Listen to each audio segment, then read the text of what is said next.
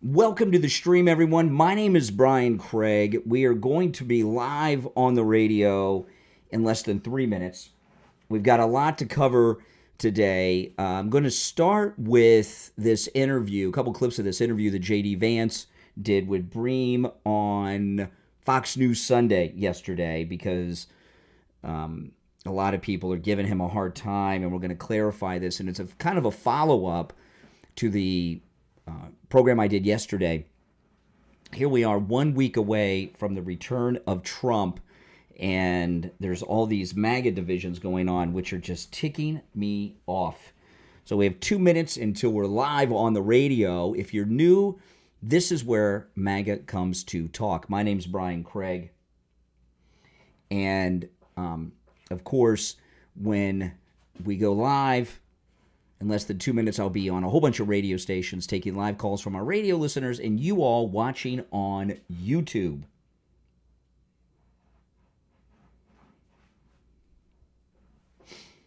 And,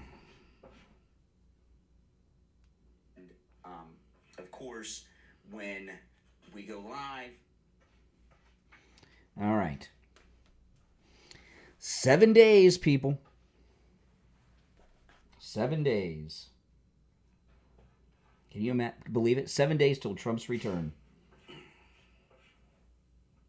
I can't wait. This is just of course, beautiful.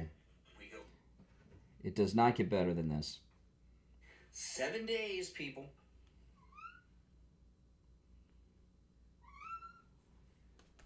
Oh, hold on.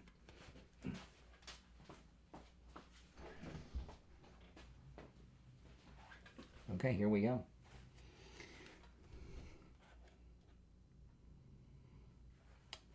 Okay.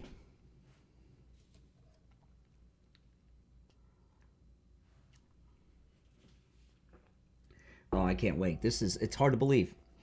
Everything we have worked for is 7 days from now, and it's all going to happen.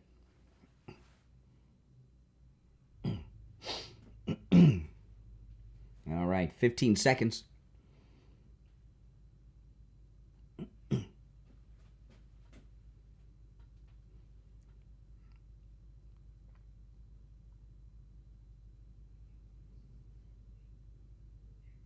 Welcome to the program, everyone. I'm Brian Craig. You are listening to Florida's longest-running radio show, the Steve Kane Show, on the radio since 1977. That's right. Celebrating 48 years on the radio in 2025. So much going on, so much to talk about. We are 7 days away. Can you, this just blows my mind. I got the goosebumps again just saying. We are 7 days away from President Trump taking the oath of office and becoming the 45th and 47th president of the United States. The Trump miracle is about to happen, and I am so excited. I know you all are excited.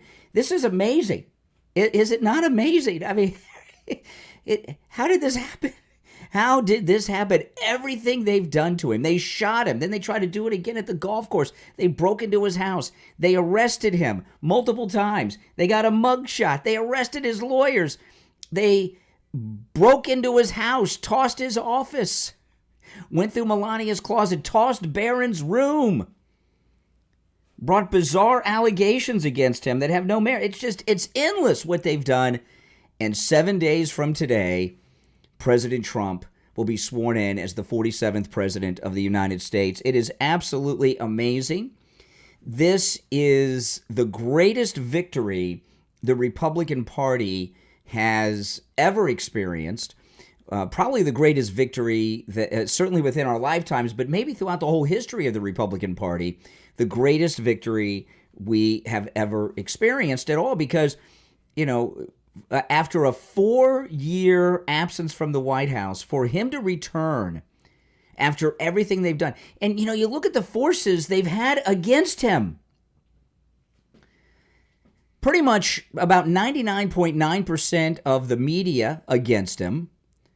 The Republican Party establishment against him. The Democrats against him. They've used courts, states attorney generals, county prosecutors, attorney general of the United States, special prosecutors, other prosecutors, Jack Smith. It goes on, and he's returned. And this is amazing. So, there's a lot to cover today on the program.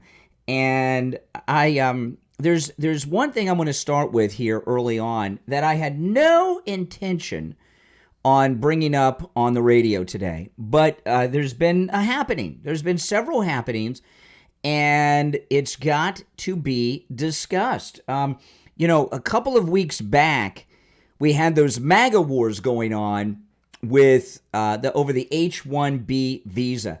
And I thought when that was over, we were going to end all of this MAGA war nonsense that was going on.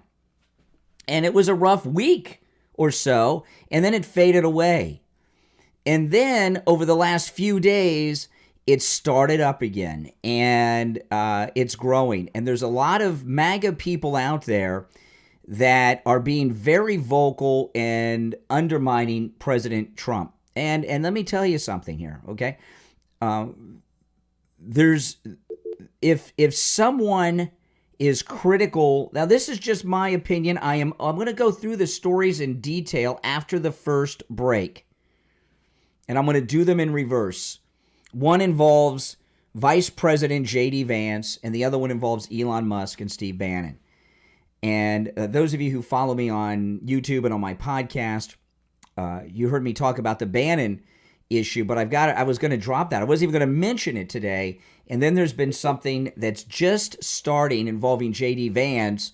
So we've got to talk about it. I'll start with the J.D. Vance and after the break, and then I'll recap what I did yesterday on the Bannon issue. That is insane and appalling because we've got problems. I'm of the opinion, and you don't have to agree with me on this because I'd welcome your opinions on this on either side, but I'm of the opinion that if you are critical of President Trump right now, you are not MAGA. You're fake MAGA. Okay? President Trump has 4 short years left in office. 4 short years. And the first 2 are where he's got to try to get everything done in because we got a midterm election coming up in 2 years, and we might not control the Congress in 2 years. It's possible. We barely got the House. We may maintain the majority. We may have a bigger majority. We may control one house and not the other. We may not. But what happens in the midterms is an unknown. So for the next 2 years, President Trump has to get his entire agenda done and firmly set up the secession after the 4 years to maintain MAGA power in the White House for another 8 after his second term is up. So in many ways, it's not 4 years, it's 2, just in case we don't maintain control of Congress. Right now, we control everything, right? We control the White House. We control the House of Representatives. We control the Senate. We control the Supreme Court. Okay? So because of all these things that are going on, we've got, and all this control that we have, disagreement with Trump just is something that MAGA people should not be doing. And people who are doing that, you've really got to question, are they really MAGA?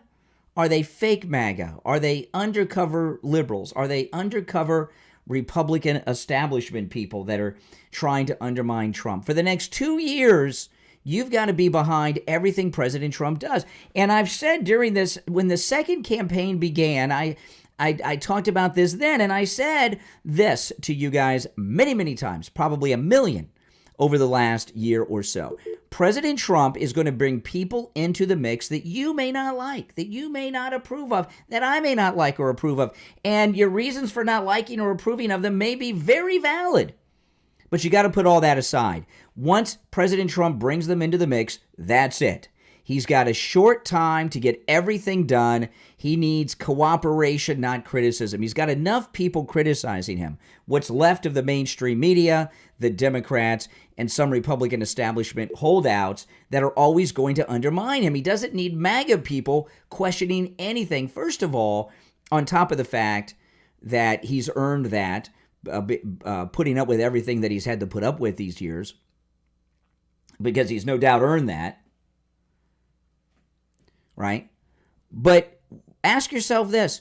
Do you know even 1% of what Trump knows about what's going on? No, you don't. President Trump has a perspective that we do not have. So when he brings people in, whether it's Elon Musk and Zuckerberg or Bezos or someone else that you may not like for very good reason that I may not like, you've got to go along with Trump. Trump knows what he's got to do, and he knows what he's got to do to get done what he's going to do. And some of these people very well may be useful idiots. But Trump knows what he's doing. And he knows more about what's going on than we will ever know. It's Monday, January 13th, 7 days until the return of President Trump to the White House. Oh, man. My name is Brian Craig. You are listening to Florida's longest running radio show. We are here live. We'll be here live all week. If you're on hold, hang in there.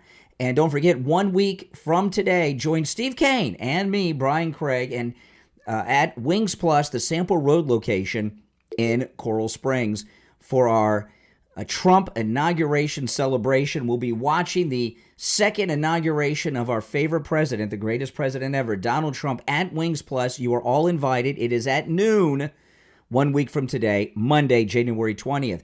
Wings Plus is located about 1 mile west of University Drive on the south side of Sample Road in Coral Springs. All right, we'll take our first break of the week and be right back.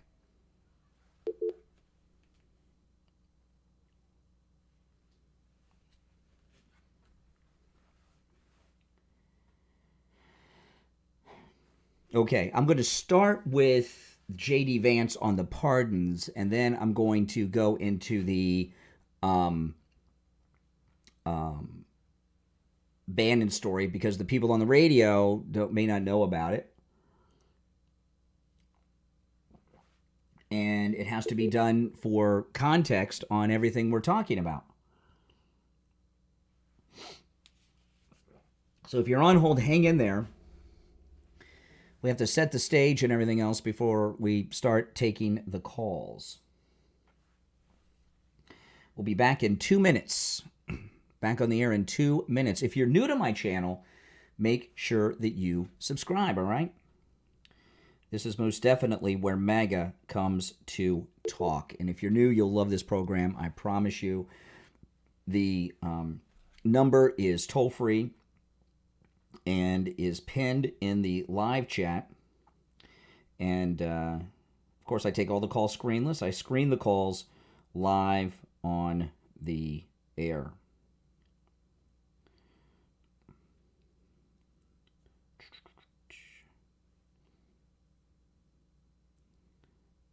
Hold on, guys.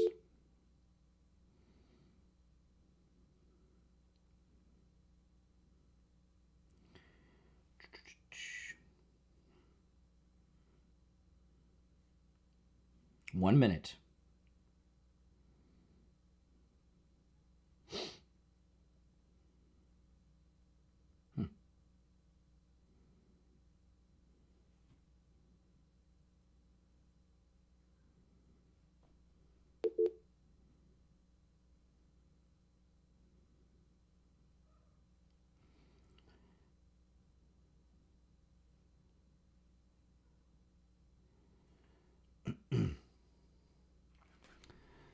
All right, about 30 seconds and we'll be back.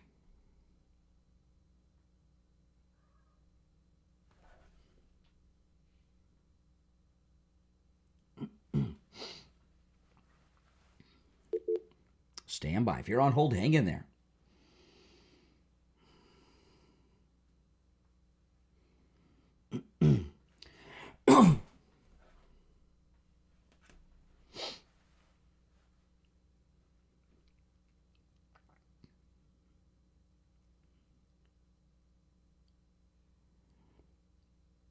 Welcome back, everyone. I'm Brian Craig. This is the Steve Kane Radio Show, Florida's longest-running radio show. Our number is toll-free, 1-888-465-2631, 888-465-2631.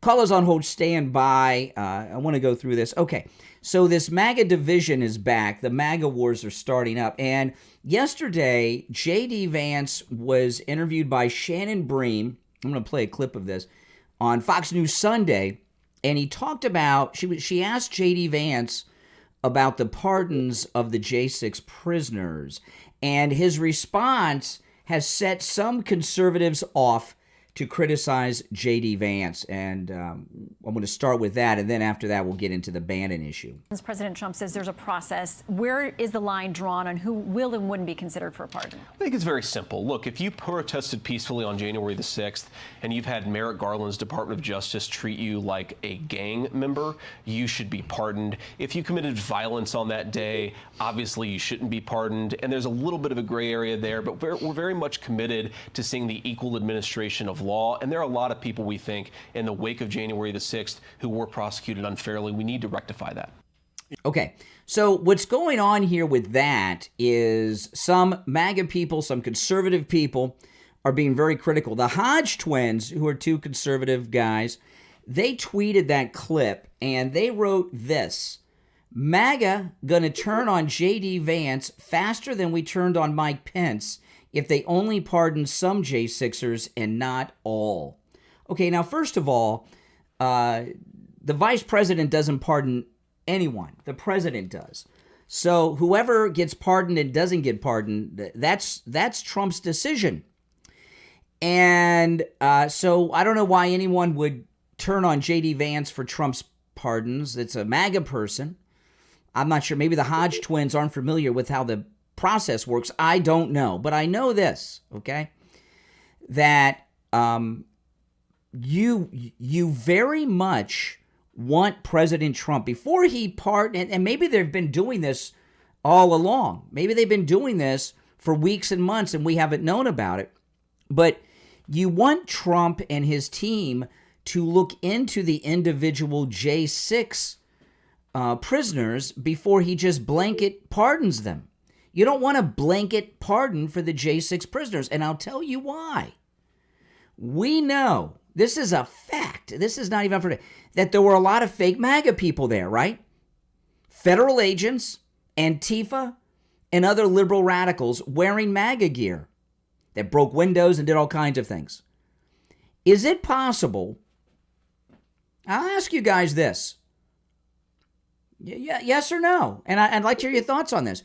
Is it possible that some of the J6 prisoners, including those incarcerated and those that have already done time or have had some type of resolution to their case, is it possible that any of those J6ers that have faced prosecution or are in jail are Antifa or maybe even undercover federal agents?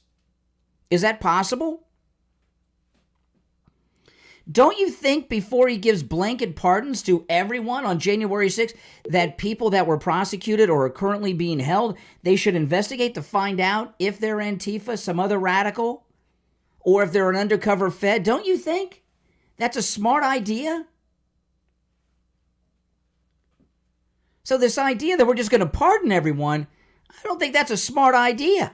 And what J.D. Vance said is very, very smart. It also, by the way, gives more credibility to the pardons in that they're going to do some due diligence and not just pardon people that happen to be there that day. They're going to look into it. The undercover liberals and agents that were embedded in MAGA gear, they've not been identified. And, you know, if you think that, and maybe none of the people that have been prosecuted, persecuted, or incarcerated, and by the way, these pardons aren't just for people that are still incarcerated. These pardons are for people who have gone through the system and have already done their sentence, whatever that is, whether it was probation or some jail time. So no, these things need to be looked at before you give blanket pardons.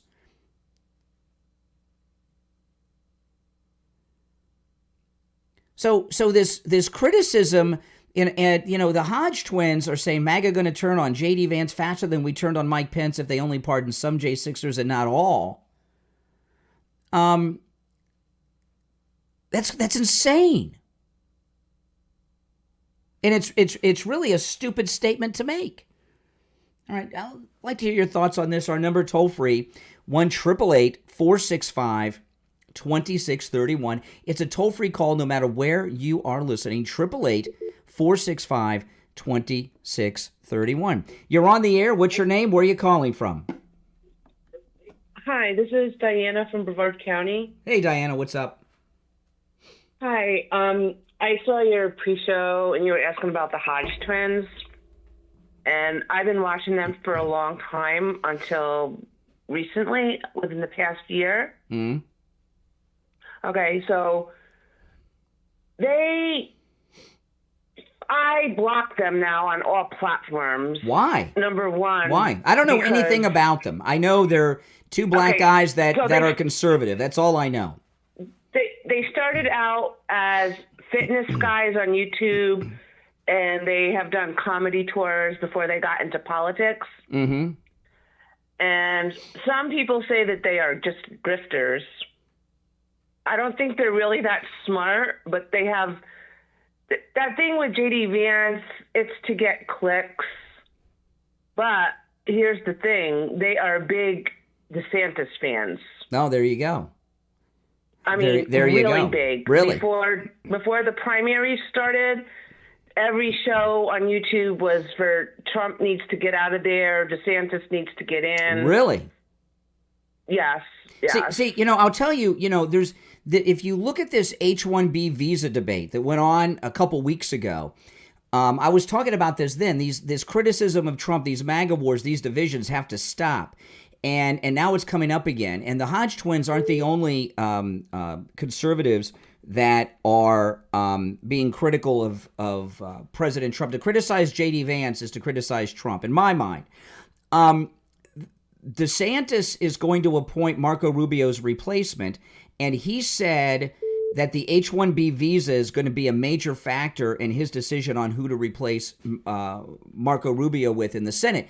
So a lot of these conservatives, MAGA people that have audiences, it looks like they're realigning who they're going to support in 4 years. They're moving beyond Trump, it seems to me. Yeah, so also the Hodge twins, the main reason why I blocked them is because they're blaming Israel. What? In this thing that's going... They're blaming Israel? They're a lot... Israel was attacked. They're aligned with Candace Owens. Oh! They're aligned with... There you go. Yes, there you go. They credit Candace Owens with helping to turn them conservative. Oh, there you go. All right. Hey, listen, I appreciate the info. You gave me some good intel there. Oh, they blame Israel. Israel was attacked. They attacked a concert, a civilian concert. Why would you go after Israel for that? That makes no sense whatsoever. But there's, when DeSantis and Nikki Haley were running in the primary, there were quite a few people who exposed themselves and betrayed Trump and were on the DeSantis train or the Nikki Haley train. So it looks like we may have a little bit of that here. All right, you're on the air. What's your name? Where are you calling from? Hi, it's Cindy from Morton County. Hey, Cindy. What's on your mind? How are you? Well, a couple things. I just want to do a quick little history here. J.D. Vance in 2016 was supported, his book was being pushed by Breitbart Radio, which was Steve Bannon. Mm-hmm. There was a reason for that, because he was talking about the fourth turning, because J.D. Vance represented populism, because blah, blah, blah, blah, blah. Peter Thiel has given money to everybody, including J.D. Vance. There are things that we don't like about these donors. Yeah, go take a look at some of the donors. These billionaire trillionaires are giving money to Trump also. Some of them are not. We would not like some of the stances that they have. Look at Elliott Corp. Look at Steve Singer. Paul Singer, Marco Rubio's biggest guy.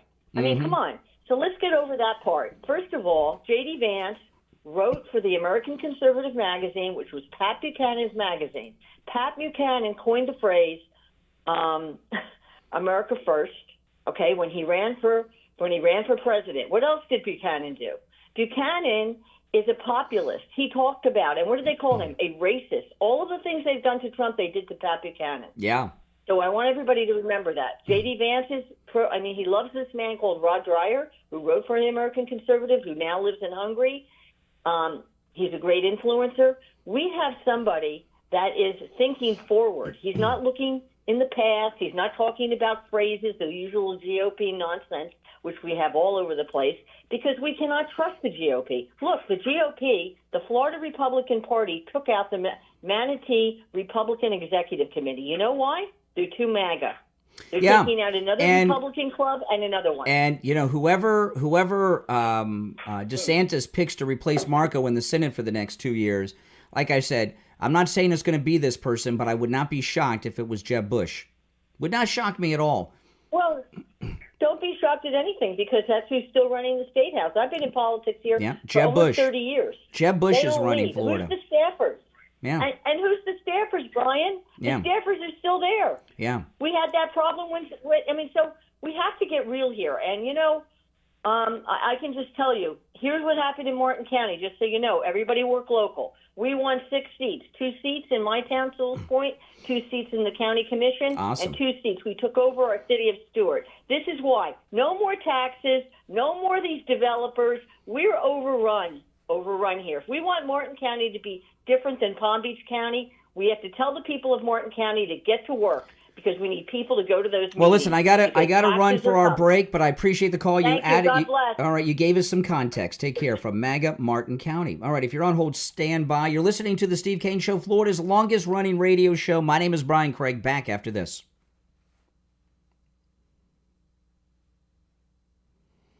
Oh, man, great calls so far today. All right, now I'm going to have to cover the Bannon thing, which I hate to do. I don't like doing it. Jeb Bush runs the Republican Party of Florida. People don't realize that outside of Florida, but he does. I know it's crazy, but he does.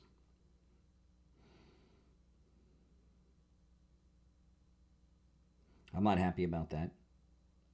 But he does run it. What are you going to do? Now, if you're new to my channel, my name's Brian Craig. This is where MAGA comes to talk, and we're in a break on the radio right now. I broadcast on 8 FM radio stations here in the morning. And this is our bottom of the hour break. And we will be back shortly.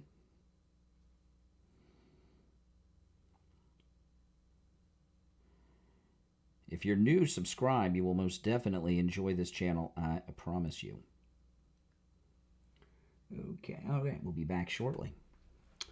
Oh, man. Now, if you'd like to support this channel, of course, a great way to do that is to go to mypillow.com. Use our promo code Kane at checkout, Kane. Huge deals going on. I have not promoted this on the radio yet, so later in the hour, I'm going to promote this on the radio for the first time. The MyPillow MyCross necklace, the same cross that Mike Lindell wears that you see around his neck on television all the time. He is offering that cross right now for $40 off and free shipping with our promo code Kane at checkout. He has one for men and one for women. This is the one for men, and then the one for women is a little smaller. It is sterling silver and a beautiful cross. Isn't that nice? It is beautiful. That's the one that's Mike Lindell's right there. And that's the female version. You can save beautiful. $40 off and free shipping with our promo code Kane at checkout. You can use our promo code Kane for all the specials at mypillow.com, not just the ones that I talk about. Okay. We're back in just over 2 minutes. Yes. The cross is amazing. I definitely want one. Hopefully my wife will get it for me for Valentine's Day. I'm getting her one.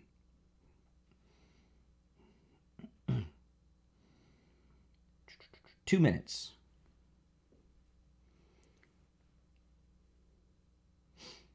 And Jeb Bush runs the Republican Party of Florida. There's no getting around that.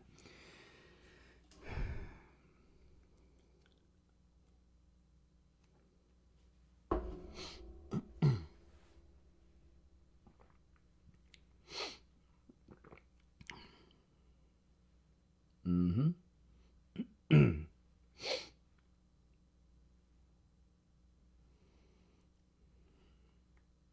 are speculating. What does that mean? Somebody in a chat room mentioned it? I mean, what's that mean? They've got the votes for Hegseth.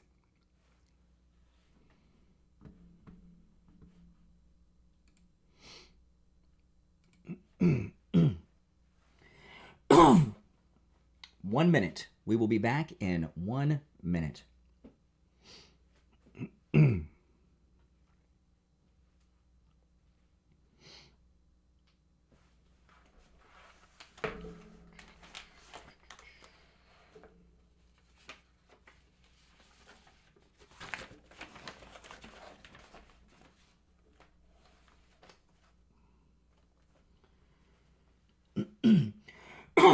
Seconds.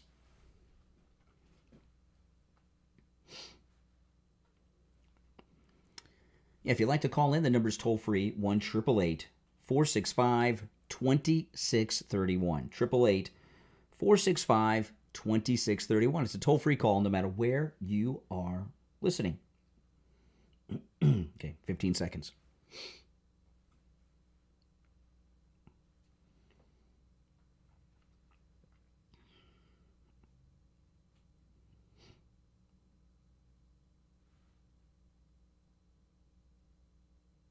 Welcome back, everyone. I'm Brian Craig. You are listening to Florida's longest-running radio show, The Steve Kane Show. On the radio since 1977, here we are 7 days away from Trump's return as President of the United States. The Trump miracle, amazing. And I was talking about, we got a lot to cover today. I had no intention on bringing any of this up, but that J.D. Vance comment on the pardons, a lot of these fake MAGA Republican establishment, we're finding out Ron DeSantis, Klinger honors, are going after J.D. Vance on that. Now, the other thing, this one really pains me. Steve Bannon gave an interview and went after Elon Musk in the most insane way. And, you know, listen, Elon Musk owns the number one news agency in the history of humanity, X, formerly known as Twitter. There's never been a news outlet that has had the reach of Elon Musk's X, and it's worldwide. And there's a lot of people, Steve Bannon's leading the charge on this, but there's a lot of MAGA people who want Trump to drop Elon Musk, who's his best friend. He calls himself the first bud. And that's, first off, that it's not going to happen. And number two, it's insane. Why? Think about it. Back in the 60s and 70s, you know how big the network news was? ABC, NBC, CBS Evening News in the 60s and the 70s and the 80s? You put all of them together at their peak, they do not have the reach or influence that Elon Musk has through X. So when you think about that, so why would any, and he's on our side. So why would you want to take the largest, most influential reach, the owner of that, and drop him? That's insane. So Steve Bannon, this is nuts to me. Steve Bannon gave an interview. And here's the headline. This is in Mediaite, but this has also been reported in Breitbart. Okay? Breitbart has reported this as well. Steve Bannon goes nuclear. He calls Elon Musk truly evil and racist and is pledged to take this guy down. What the heck? Let me go through this article in Mediaite. Steve Bannon unloaded on Elon Musk, calling him a truly evil guy who must be run out of the MAGA movement. Musk spent more than $250 million to help return President-elect Donald Trump to the White House. The billionaire Tesla CEO and owner of X, and don't forget SpaceX, has been a fixture at Mar-a-Lago ever since, with some reports indicating Musk's near constant presence is wearing thin on Trump. Have you heard Trump say that? No. So Steve Bannon did an interview with this Italian newspaper. And that's where the original source of this is. But again, Breitbart reported this. So, you know, you can take it to the bank. It's true. This is the quote. Here is Steve Bannon. I will have Elon Musk run out of here by Inauguration Day. Bannon, a former Trump White House advisor, told this Italian newspaper, the name of which I cannot pronounce, in an interview that was published Wednesday. But it took a few days for us to become aware of it here in the United States because it was in Italy in Italian. The article was flagged on Saturday by Breitbart, which published parts of the article in English. This is Bannon talking about Elon Musk. He is a truly evil guy, a very bad guy. I made it my personal thing to take this guy down, Bannon said. Before, because he put money in, I was prepared to tolerate it. I'm not prepared to tolerate it anymore. Bannon again took issue with the H-1B visas, which Musk supports. By the way, Trump came out in support of the H-1B visas, if you remember, a couple weeks ago. Bannon goes on.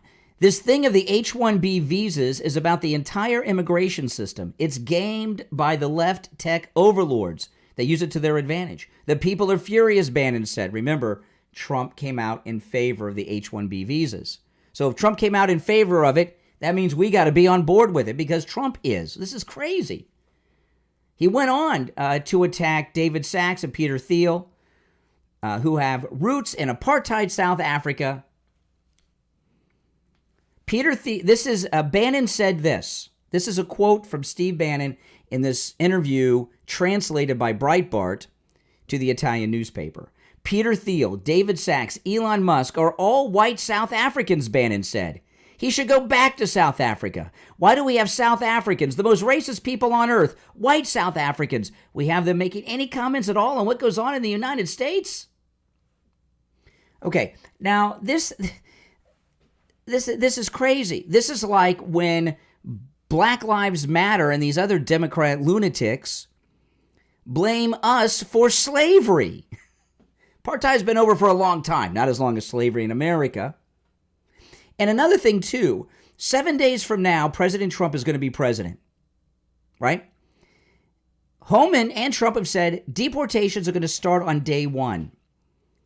Does it make sense to have MAGA people out there attacking legal immigrants like Bannon's doing? That's crazy. The former Trump advisor added that Elon Musk's sole objective is to become a trillionaire. He will do anything to make sure that any one of his companies is protected or has a better deal or that he makes more money, Bannon said. He accused Musk of wanting to implement techno-feudalism on a global scale. I don't support that and will fight it.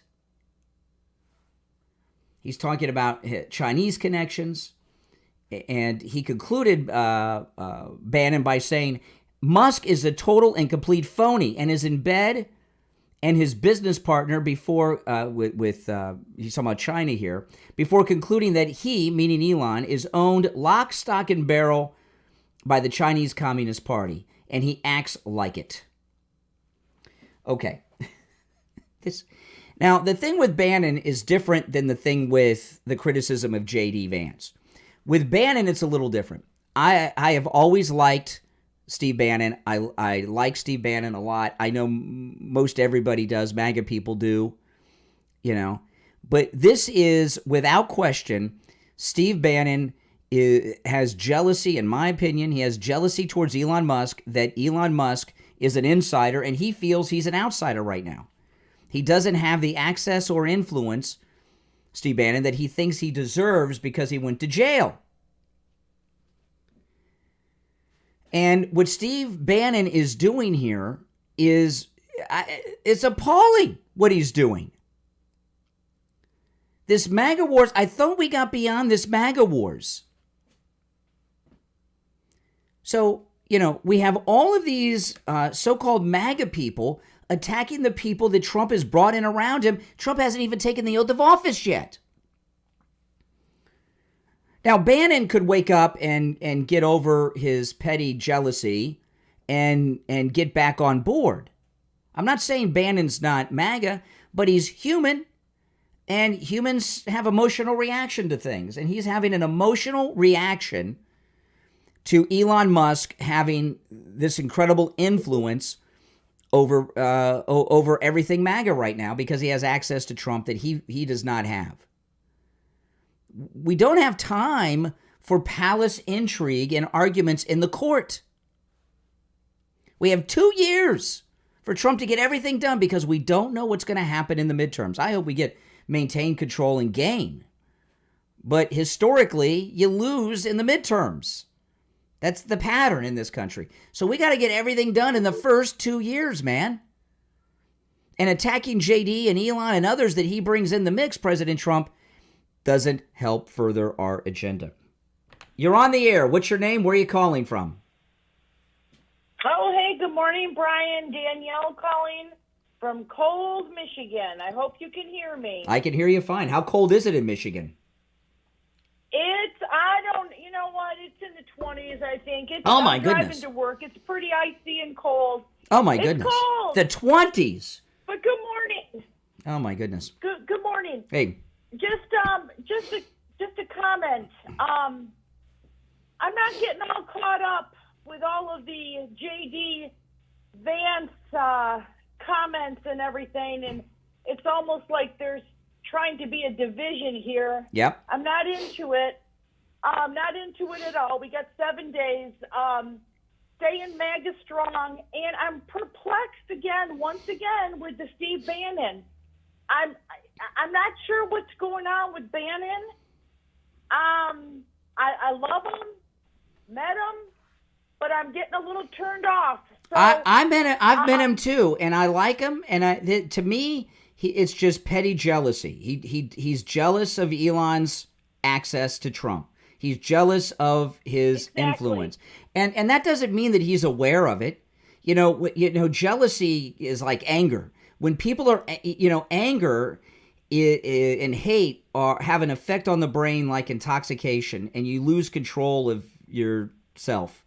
So he's a little out of control here, Bannon. He could sober up and get back on the Trump train, but this is counterproductive. It is. It definitely is. We have 7 days left.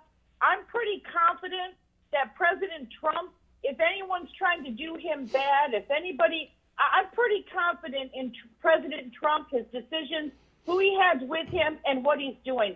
I'm not doubting any of it. Full speed ahead, MAGA strong. That's We've got right. 7 days, and we all need to stick together. And J.D. Vance is awesome. I'm not getting hung up on what these people are trying to do I read an article, there's going to be division because of the J6ers with MAGA and Vance.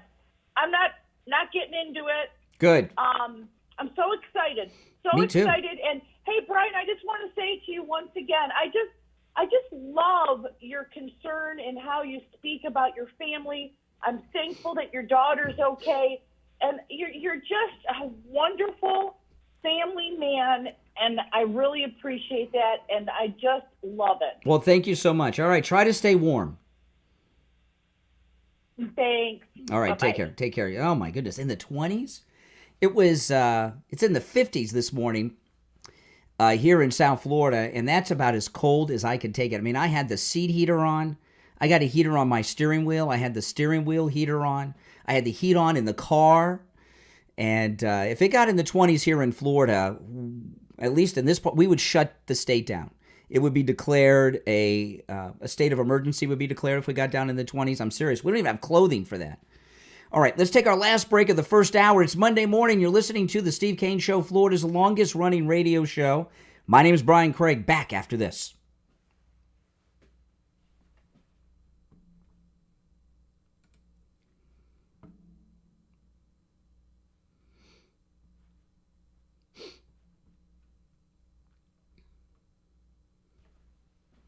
All right. Great calls today, guys. Great calls.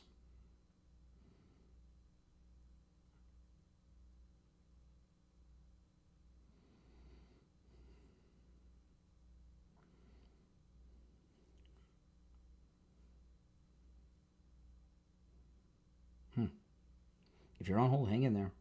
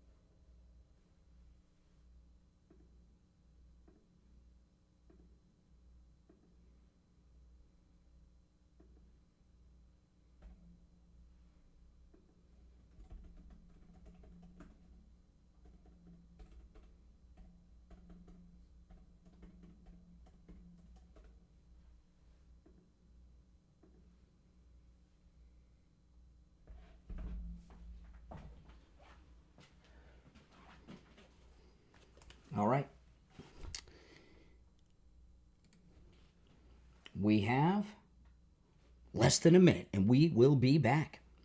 If you'd like to call in, the number is pinned in the live chat. It's toll-free, 888-465-2631.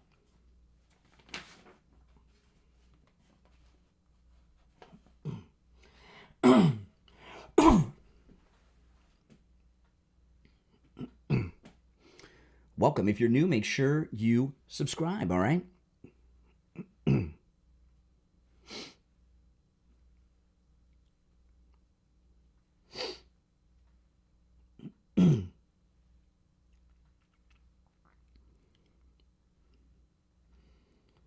Okay, 15 seconds.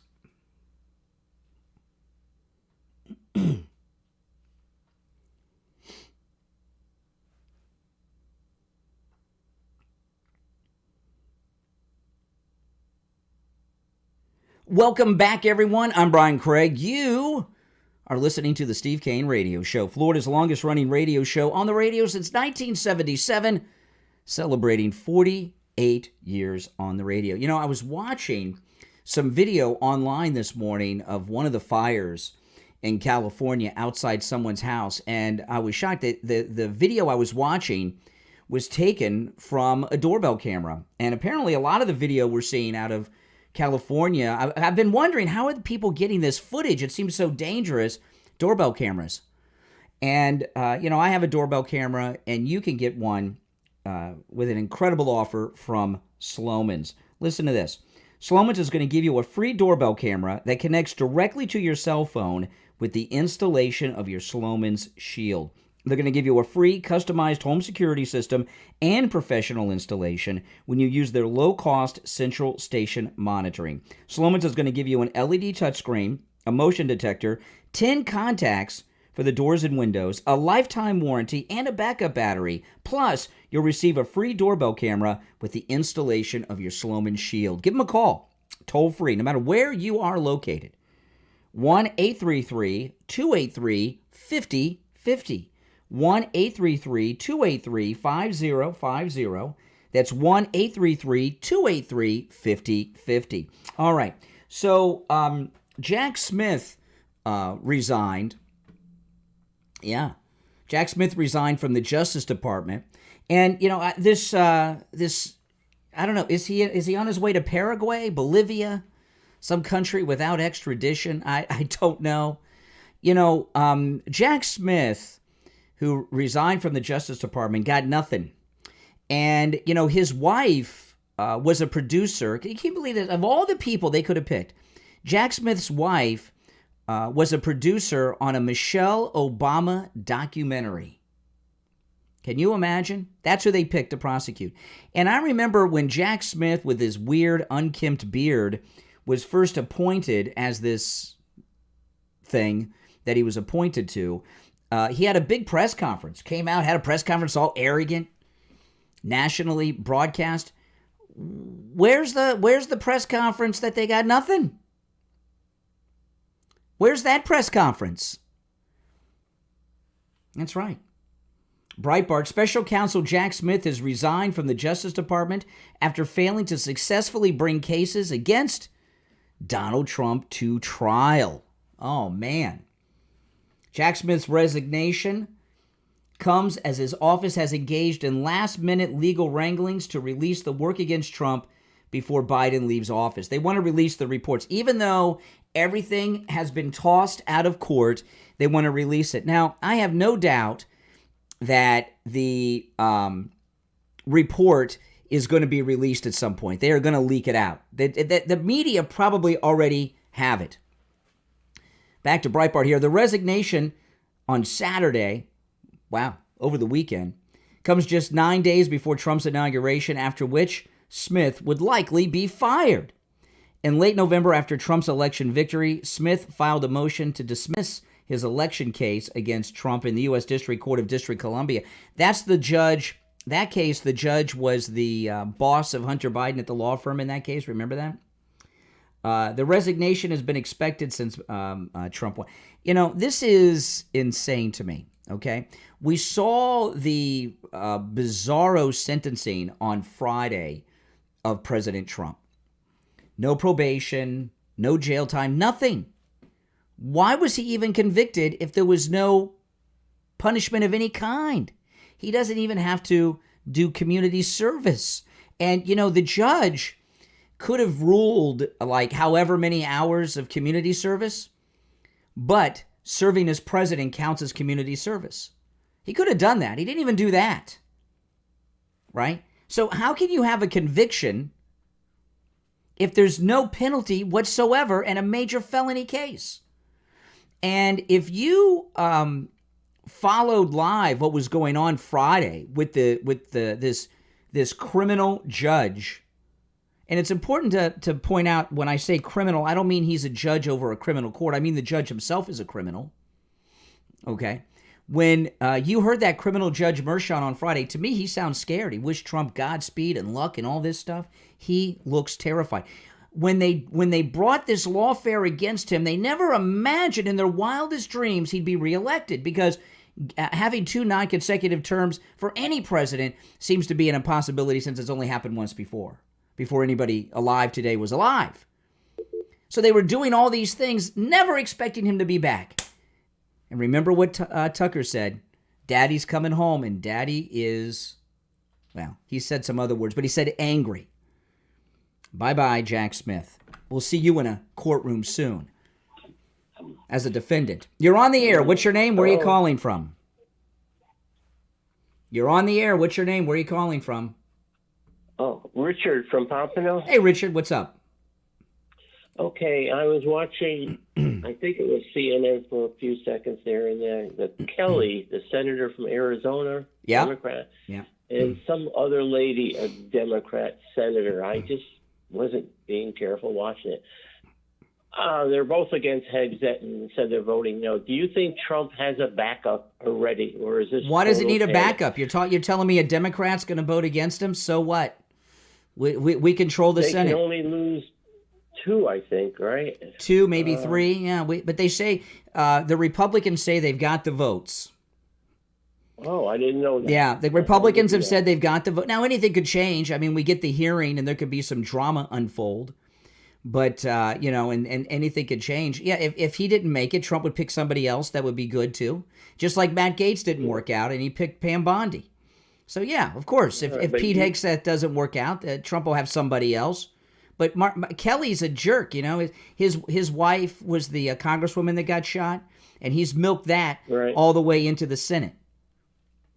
He should be taking care of his wife. I thought maybe you heard about a backup waiting or something. Well, they want you to see. They want you to talk about that so you can start to prepare people. They want to try to get a narrative going that that Hegseth's not going to make it. So if they can get people talking about a possible backup, that's kind of like pushing Pete Hegseth out. No, there's no need to talk about a backup.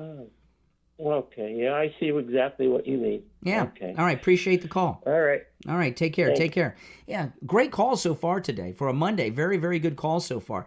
Now, now listen, the hearings, Trump picked people like Pete Hegseth for a lot of reasons, but one of them is his TV experience.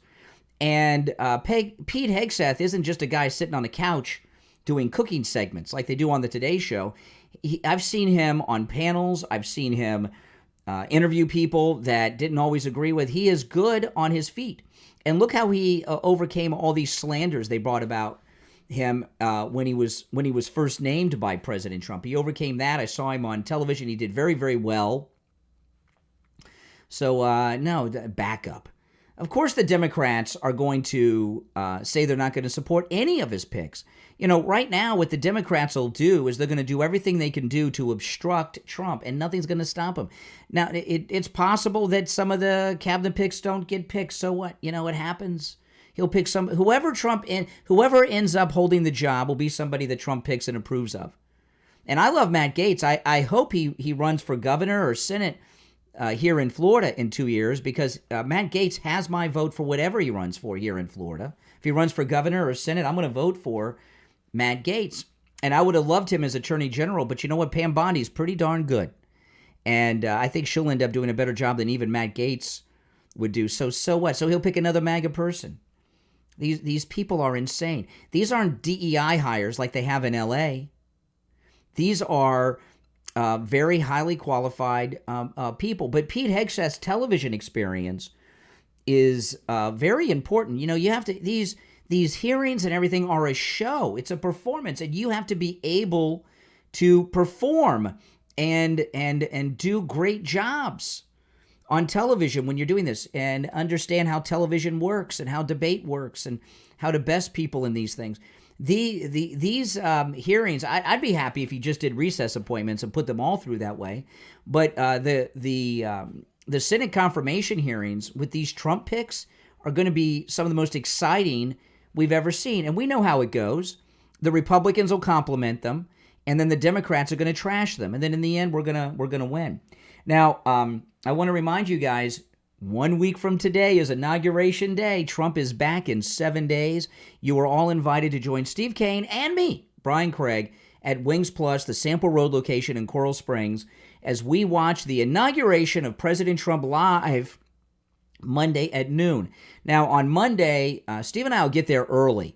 So when each of us get off the air in the morning, because we're at different locations, we are going to head to Wings Plus, and you are all invited. We did this during Trump's first inauguration, and it was so much fun. That's when I ate all of Steve's lemon pepper wings, the whole basket. That was at Trump's first inauguration. I'm going to have my own basket of lemon pepper wings at this inauguration. And I got to get the lemon pepper, not just because they're so spectacular, but it's kind of like the Trump inauguration traditional meal for me at Wings Plus are the lemon pepper wings. But you're all invited. And Wings Plus in Coral Springs is located about 1 mile west of University Drive on the south side of Sample Road. Okay? And if you have a hard time finding a parking space in front of Wings Plus, you can park across the street. You're all invited. If you want to get there early, please do. The inauguration's at noon, but if you show up at 11, that'd be great too. Wings Plus and the Sample Road location in Coral Springs, again, about 1 mile west of University Drive on the south side of Sample Road. Come join Steve Kane and me, and we'll be watching President Trump's second and final inauguration on the TV screens at Wings Plus. You're all invited. All right. It is Monday, 1 hour down, 2 to go. If you're on hold, hang in there. Our number is toll-free, 1-888-465-2631. 888-465-2631. It's the Steve Kane Show. I'm Brian Craig. We'll be back right after this.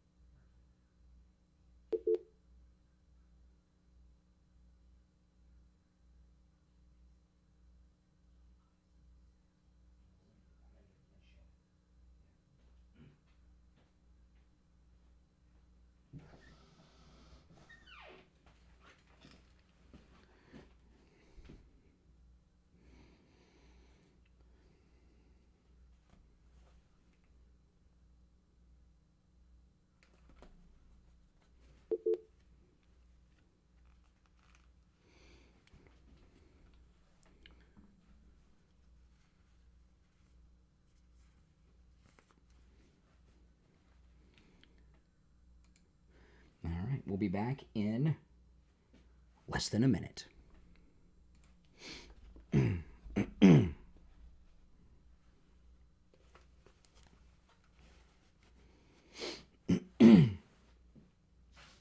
We're back in about 45 seconds.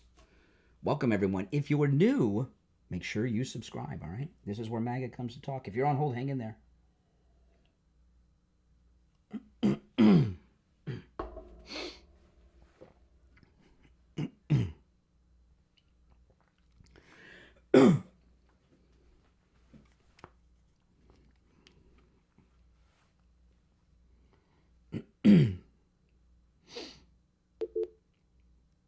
Fifteen seconds.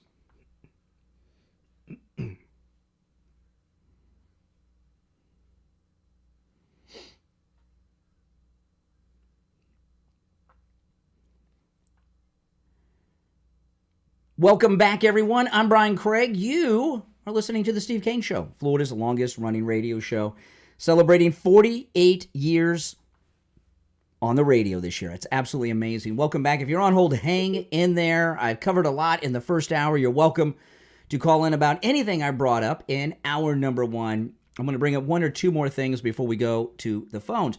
So we are 7 days away from the most historic presidency of any of our lifetimes.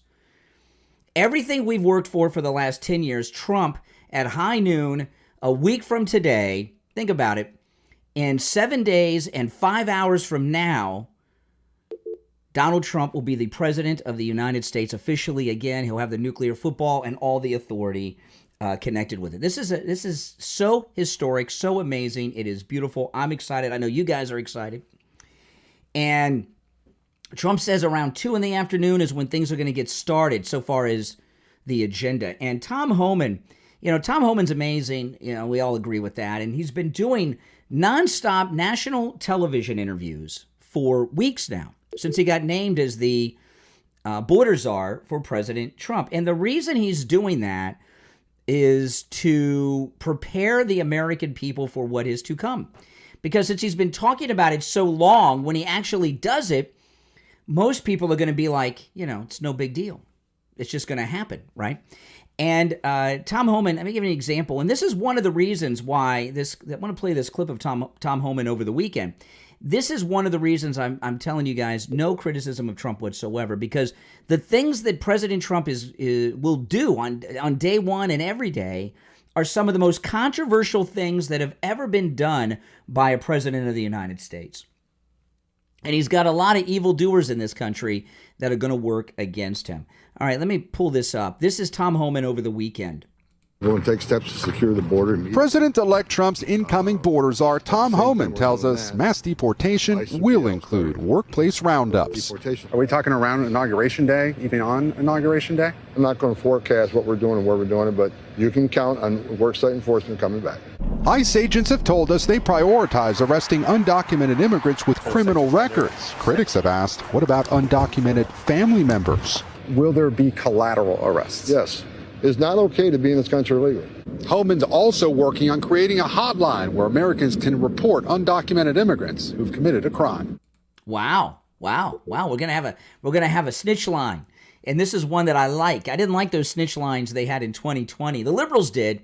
So we're gonna have the snitch line and the workplace roundups.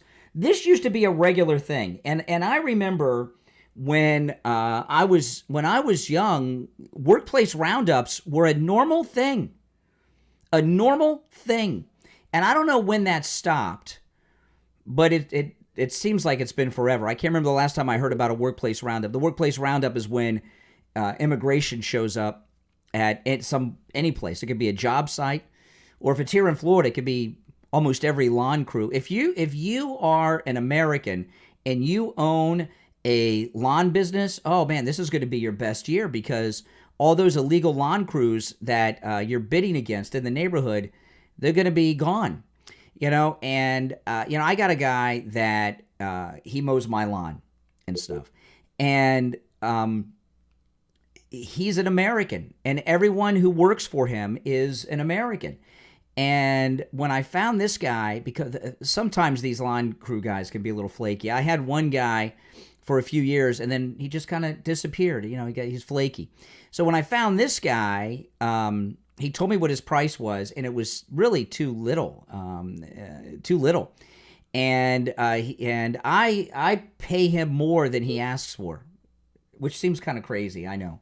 But because he's an American, and he has all American workers, and he's competing against all these other lawn crews in the neighborhood, and he told me they're all illegals. They all pay under the table. They pay nothing, so they could charge a lot less. And I remember years ago here in Florida, now this isn't true around America, but here in Florida, it used to be an incredible business if you had a lawn crew. I had a friend that had a lawn crew. The business grew, and they had like 5 crews. Because in Florida, you mow the lawns all year long. It's not a seasonal business. All year long, our grass is growing, and our trees need trimmed and everything else. But since they stopped the workplace roundups, all these crews of illegals have sprung up, and they put out of business the Americans who do things right. And when these, and I can imagine it's this way in many other businesses too, okay? That's just the way it is. And this is a good thing. Why are we obligated to take these people? We have our cruise coming up in March. I have to have a passport. You have to have your passport to board the ship. And we go to these island nations just for a few hours on a shore excursion, right? We're not moving there. You know what I mean? So why do we need a pass? In fact, I had to check my passport. I was afraid it was expired, and I'd have to get it renewed. It's not expired, but I'll have to get it renewed at some point again. Why do I need a passport to visit on a cruise? You can't get on the ship without the passport. Why do I need a passport to go to on a shore excursion in one of these island nations? But the United States are supposed to take these people in and set them up in a whole life? It's crazy. So I imagine Tom Homan, they probably have organized a bunch of roundups for Inauguration Day so they can get command of the news cycle. Because, Tom Homan's another guy who's very good at what he does involving border security and immigration, but he's also a TV guy like Pete Hegseth. So, he knows how to present things on television. He knows how to deal with that. That's one of the reasons Trump hired these TV people, right? So I was talking about in the last hour. And President Trump understands how to take control of the media narrative, how to take control of the news cycle, and that's how you get your agenda done. So I would imagine there's going to be some high-profile day 1, day 2 roundups, and it's not going to be the dream of the families. It's going to be probably criminals, and it's going to be high-profile. And it's okay to be high-profile with the media. If the Biden regime can take CNN with them when they bust in to Trump official homes like they did, right, which is disgusting. Certainly when you're arresting rapists and murderers who are in the country illegally, it's okay to take the media along. So this is going to be so exciting. But it's controversial. Bringing back the workplace raids, bringing back deportations and high-profile situations throughout the country, like Homan is going to do with his leadership as the border czar, is going to get a lot of negative feedback, and there's going to be a lot of opposition. That's why when I talk about these people that are attacking J.D. Vance now, these MAGA people attacking J.D. Vance this morning because of what he said on his interview on Fox News on the J6 pardons. Trump does not need any criticism from MAGA people because he's going to get so much of it from the left, from the media, from the Republican establishment holdouts when they start taking action. And this is just one of them. President Trump said over the weekend he's going to release all the information on the drones, right? Now, the drones, he says the government knows what the drones are all about. We don't know. There's 2 possibilities with the drones, probably. We're going to find out, right? By this time, next week will be the beginning, but I would say maybe by the end of next week, we may start to get some information on it. It's either China or the United States, probably, or both. So my guess is the drones are somehow connected to the Chinese balloon story. You know, that maybe the Chinese balloon mapped out some flight paths so they could bring in these drones. Maybe it was a test to see the American response, which was nil, so they moved on from balloons to drones. But if Trump releases that information and the American people find out it's China that's been sending these drones over our military bases, over our power plants, water treatment plants, and people's homes and everything, right? They're going to demand action. And taking action against China is going to be opposed by so many people in Washington and in the media, well, because they're owned by China. So, we need to be MAGA united now. All right. If you're on hold, stand by. I'm going to take the first break of the second hour of this Monday before Trump returns episode of the Steve Kane Show. And we'll come back with your calls. Our number is toll-free, 1-888-465-2631. 888-465-2631. Back after this.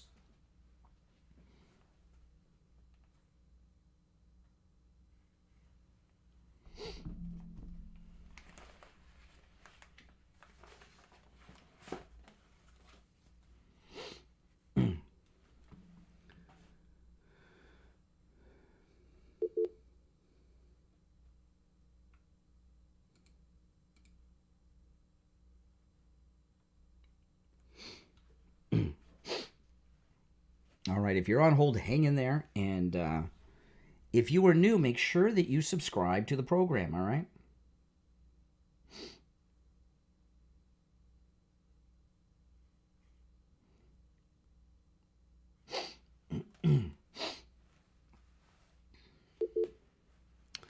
Yes.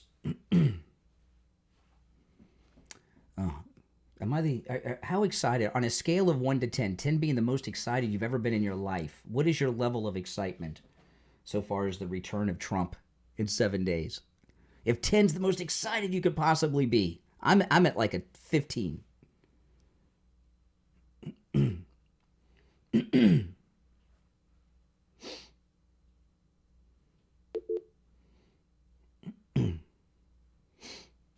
Yeah, a 20. I like that one, yes. Oh yeah. How could you not be excited?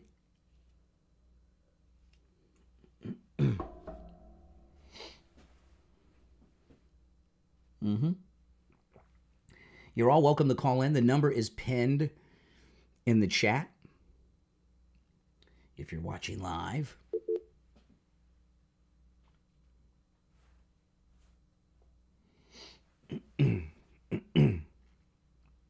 Minus 100. Why would you be minus 100 on the excitement level? How could you not be at least a 10? How could you be 9.5 on the excitement level?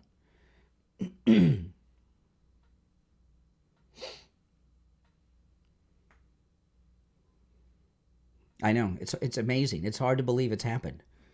It really, truly is. We're 1 minute away.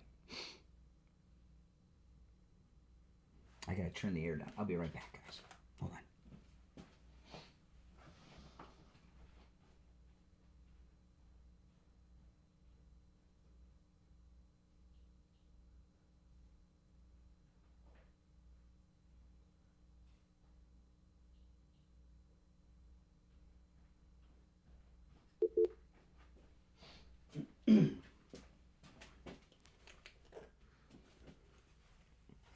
All right, stand by. 20 seconds.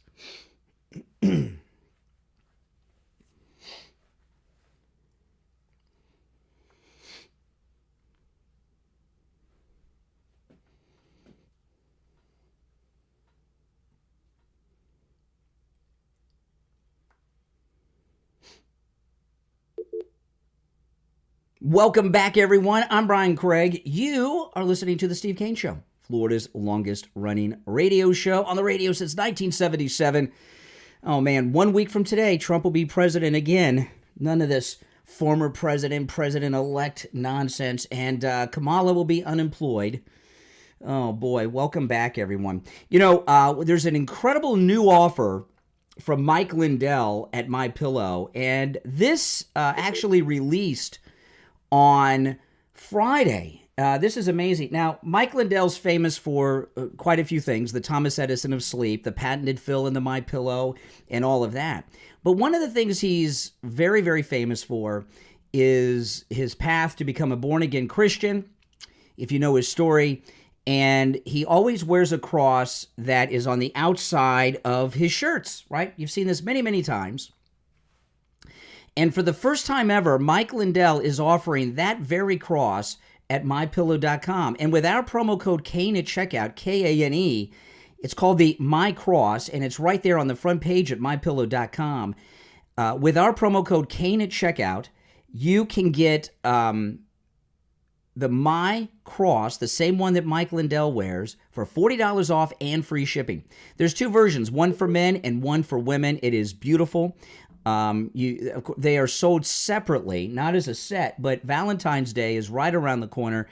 It is a great gift to give to your Valentine on Valentine's Day, and these are going to sell like crazy, so I would not wait to order them. It's the MyCross, same one that Mike Lindell wears, $40 off and free shipping with our promo code Kane at checkout, Kane, at MyPillow.com. Order yours. By the way, you can use our promo code for all the specials at MyPillow.com, not just the cross, but the cross is brand new as of Friday, and it's exciting. I can't wait to get one myself. All right, let's go to the phones. 1-888-465-2631 is our number. You're on the air. What's your name? Where are you calling from? Good morning, Conservative Doug. Oh, hey, Doug. You know, it's amazing to me. I always knew that Republicans have a problem with loyalty and keeping their mouth closed, but now Maga too. I mean, this Steve Bannon is really disappointed. Love that guy, and turns out he couldn't go to President Trump and say, "Listen, I got a problem with Elon Musk," and tell him quietly. He has to go public with it, and you know, like they say, loose lips sink ships, and if you don't have nothing good to say nothing. You know, this is a guy that doesn't make any sense to me why he would do something like that. You know, everybody has to be worried about the presence of bad thoughts being against President Trump. Mm-hmm. We got to stop that. You know, I don't know why he would do that, man. It's really a disappointment. Well, you know, listen, I love Steve Bannon, okay? So, you know, but every once in a while, somebody in your family that you love will do something, but you still love them. And, you know, they could correct the problem, right? And, you know, Bannon was fired by Trump in the first term pretty quick into it. And it was reported after that he was causing some divisions with Jared.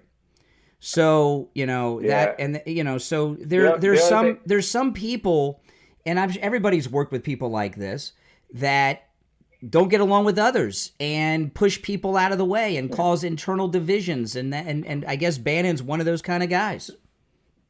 The only thing I can think about is maybe President Trump wasn't taking his calls, so he figures he's got to lash out and spoil the party. But I doubt it. I'm thinking President Trump will still be talking to that guy. And if he did, why doesn't Bannon just talk quietly and say nothing until he can do something? But I mean, it's up to Trump. I mean, if President Trump wants to get rid of him, Elon Musk, he'll get rid of him. If he doesn't want him, then but why? You know, listen. I was talking about this in the first hour. Elon Musk owns and operates the media outlet that has the largest outreach of any news outlet in the history of media with X. And if you went back to the 60s and the 70s and the 80s, which is when the nighttime news, ABC, NBC, and CBS were at their peak, if you combined all of them at their peak, they didn't have the reach, they didn't have a tenth of the reach that X has. So why would he get rid of the guy who's, by the way, on our side, who has such influence and connections to the entire planet? That's crazy. Yeah, plus who's given so many millions of dollars to the campaign to do the right thing. You know, the guy's proven himself to me. I don't know everything about him, but maybe Bannon has something. But if he does, that's between him and President Trump again. Listen, when it comes to this stuff, I don't trust anyone unless their name's Trump. So I got to trust. I trust in Trump, and he has put his trust in some people. And, you know, he's got a couple people I was very critical of. in his circle. Vivek Ramaswamy, who seems to kind of be on the outside, not as inside as you might think, and Tulsi Gabbard. Yeah. But since he brought Tulsi Gabbard in and Vivek Ramaswamy, you don't hear me attacking him. Yeah, no, that's for sure. You know, all this, I had to have some dumb liberals say to me, "Oh, what's going on with President Musk?" I said, what are you talking about? You mean? I said, wait a minute. And she said, "Oh yeah, well, Steve Bannon didn't like him. What's going on?" I said, get out of here. I wouldn't talk to him. But, when you talk to liberals, it's like talking to a parrot, right? They watch MSNBC and CNN. They get some talking point. If Rachel Maddow went on television tonight and said Polly won a cracker, the Democrats would the next day would be saying Polly won a cracker. I mean, they're mindless pod people. Yeah, they're all robotic. They say the same things over and over again.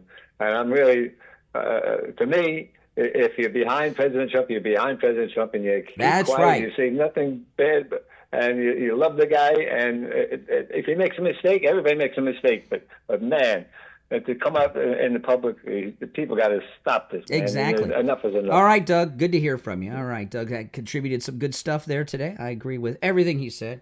You're on the air. What's your name? Where are you calling from? Hi, this is Rod from Coconut Creek. Hey, Rod. What's up? Hey, buddy. Listen, I just went through Dunkin' Donut. You want a cup of coffee or what? Mm-mm. I'll bring it over to you. No. Okay. Why would I want Dunkin' Donuts coffee? It's got no caffeine in it, hardly. Listen to me. Our good friend Gavin Newsom, Nancy Pelosi's favorite nephew, says if you want to donate to help the fire victims, you can send money to his political action committee. Oh, that's great. How you like that? Yeah, that's wonderful. Did you read that? Yeah, I saw that. Yeah. Yeah, that's brilliant. And that might be a crime. Everything in California is a crime. Yeah. Everything. I know. It's a scam. It's everything. I'm going out there next weekend. Not this weekend, but the weekend after the inauguration. I'm going out to California to visit my daughter. I can't wait. Right. Okay, great. Yeah, well, I'd like to get a first-hand report, an accurate report of what you see out there, you know? Well, I'm going to see my daughter. I mean, we may drive by some of the fire-ravaged areas or not. I don't know, but my main priority is to see my daughter. I don't have to visit California to know that it's a liberal pit of hell destroyed by liberalism. Oh, it's absolutely demolished. Mm-hmm. Well, listen, enjoy your trip, and I will do that. Keep up the good work. All right, take care. Oh, man. You know, the thing about California, you know, is there anyone out there that does not believe, one, that it's arson, right? We know this. They have caught multiple arsonists, right? And also, how many of you, I don't even think it's up for debate that it's arson. Everybody knows this, right? There was a guy interviewed over the weekend on the local news in California, and this has gone viral online. He caught on film the smoke from the first fire in California. He didn't see who lit it, but the smoke. And he was interviewed on the local news, and he said this had to be arson. He said there was no lightning, and there's no power lines where the fire started. So it has to be arson. And so I think everybody agrees that it is arson. But the secondary thing is, do you think it's a real estate scam to clear out that area of these multi-million-dollar homes that these celebrities owned? You know, there's too many things that have been in perfect alignment here, right? The arson, those 100-mile-an-hour winds, the empty reservoirs, no water pressure for the fire hydrants. There's just, it's a perfect storm out there for this. And I don't believe that it is in any way, shape, or form anything other than what it looks like. Arson, and quite possibly a real estate scam to get a hold of all this land from these super rich people. All right, we're going to take our break for the bottom of the hour. Don't forget, a week from today, Inauguration Day, join Steve Kane and me, Brian Craig, at noon at Wings Plus in Coral Springs, the Sample Road location. We're going to watch President Trump's second and final inauguration on the TVs at Wings Plus. You are all invited. Wings Plus is located about 1 mile west of University Drive on the south side of Sample Road in Coral Springs. All right, and The food's great. You're going to love it. It's the Steve Kane Show. I'm Brian Craig. We'll take our break for the bottom of the hour and be right back.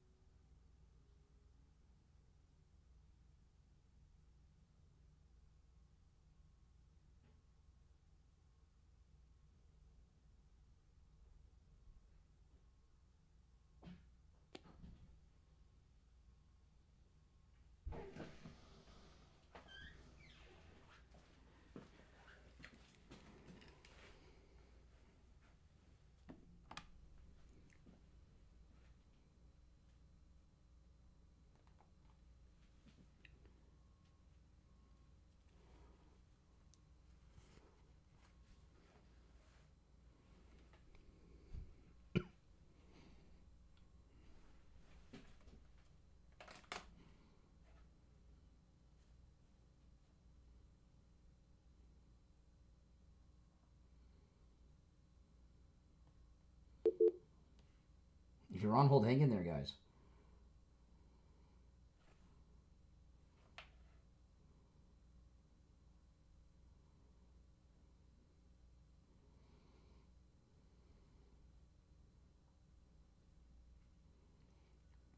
I'm just answering some text messages.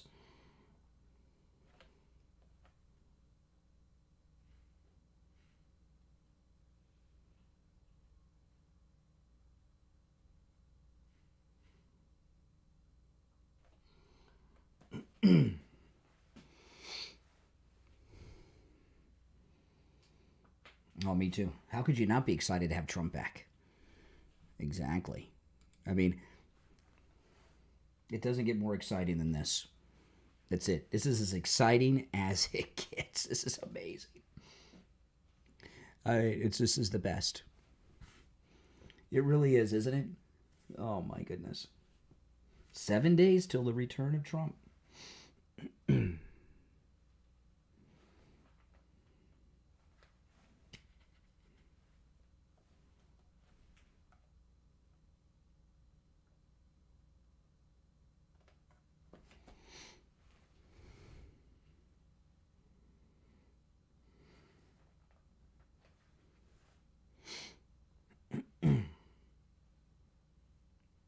If you're new, make sure you subscribe, guys.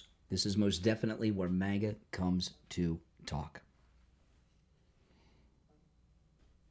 Okay, we'll be back in 30 seconds. 30 seconds.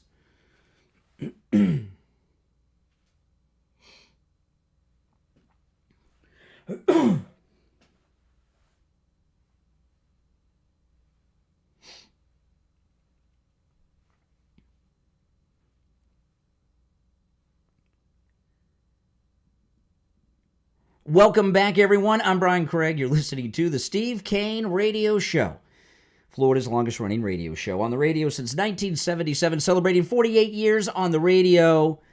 And 1 week from today, I think about it, 7 days, 4 hours, and 28 minutes until President Trump is sworn in as the 47th President of the United States. Oh, my goodness.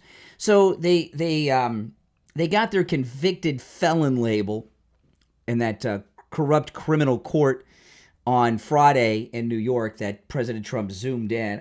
How ridiculous. What an embarrassment. How pathetic. You know, this Judge Merchan he's in some big trouble. He really is. And not only is he in big trouble, it's well known that he's in big trouble. You know, it was talked about for months that his daughter had taken all of that fundraising money. She raised at least $100 million from Democrats. This is well known. I mean, this isn't even up for debate. It's well known. And Pam Bondi starts looking into that and finds out where that money went, what the people got for it, and what kind of fundraising she did before her dad got a hold of the case and everything. That judge could be the one who ends up going to jail. I mean, now our FBI director, our incoming FBI director, Kash Patel, he gave an interview a while back on Fox. And he was talking about this corrupt criminal judge. Let me play this. So it's a panel discussion. Trace Gallagher is moderating this. And not only does he have Kash Patel on the panel, our next FBI director, but he also has Pam Bondi, our next Attorney General. Now, neither of them were the FBI Director or Attorney General at the time, but this is great. Listen to this. I mean, this is so unprecedented. It's just amazing that he would say that. It's shockingly unconstitutional, Trace. It's great to... Okay, now that's Kash Patel. It says shockingly unconstitutional. That's Kash Patel, soon to be the director of the FBI. Shockingly unconstitutional, Trace. It's great to be with you, and I'm here to announce on your show a measure that I'm working with Congress that should be Congress's bread and butter. And I'm calling for the subpoenas to be issued to Judge Merchan's daughter's company, who made $15+ million from the illicit information pouring out of her father's courtroom. I want to know the bank records, because money doesn't lie. Yep. I want to know how deep it is and how much of it went to the family and how much of it is going to the family after this false conviction. And then we need to investigate the FEC actual violations that this judge and his family conducted, because he should never have been overseeing this trial to begin with, because of the illicit campaign money that was flowing through there, and the unconstitutional due process violations are only the beginning. So America is calling for accountability of our judicial system, and Congress is the only lever that has it, and I'm hoping for one or two brave members of Congress that I'm talking to issue those subpoenas ASAP. Okay, now we don't need the Congress now, because we've got the Attorney General of the United States and the FBI Director to serve those subpoenas. This is great stuff. Oh, my goodness. You know, I'm not into lawfare, and the way they're going to categorize this with the Trump team is they're going to call it revenge. They're going to say that it's, lawfare and all this stuff. No, it's not. It's called justice. I mean, if you have a bunch of outlaws that are running the government, what you have are bad cops, right? Prosecutors, attorney generals, they are like police officers. So if you have bad cops, if you have a bad police chief, a bad judge, and then you get new people in that are not corrupt in these offices, and they investigate their predecessors who were corrupt, that's not revenge, that's justice. Don't you want that? Oh, and when they go through the accounting of the judge, the judge's daughter, the company that she owned and all the money they fundraised, and then they'll go to the people that donated money and interview them. And you got to remember, one of the things the judge did, kept seats open, reserved, so that the daughter could bring clients in that she was raising money from into the courtroom so they could sit and watch President Trump on trial. I don't know if that was a closer to get them to donate or if that was what they were paying to do. We don't know. Did they pay first or after that? We don't know. Maybe both. Who knows? But that's some hardcore criminal activity. And there's a lot of collusion that's been going on here. This is not revenge. It is not lawfare. It's justice. This lawfare has to stop. You know, if these criminals are allowed to get away with what they're doing, this will become the new normal. And we certainly can't allow the new normal to be lawfare. Because there's never going to be someone ever again like Trump that can go against these people, who could take them on, who has unlimited independent wealth at the level that he does. There's never going to be anyone that has the popularity or as many people behind him as Trump. There's never going to be another Trump, at least not in our lifetimes. That's it. I mean, this is a once-in-a-lifetime figure with President Trump. So you get people that don't have the resources and the support that President Trump has, and they use the lawfare against them, they'll cave. They'll cave.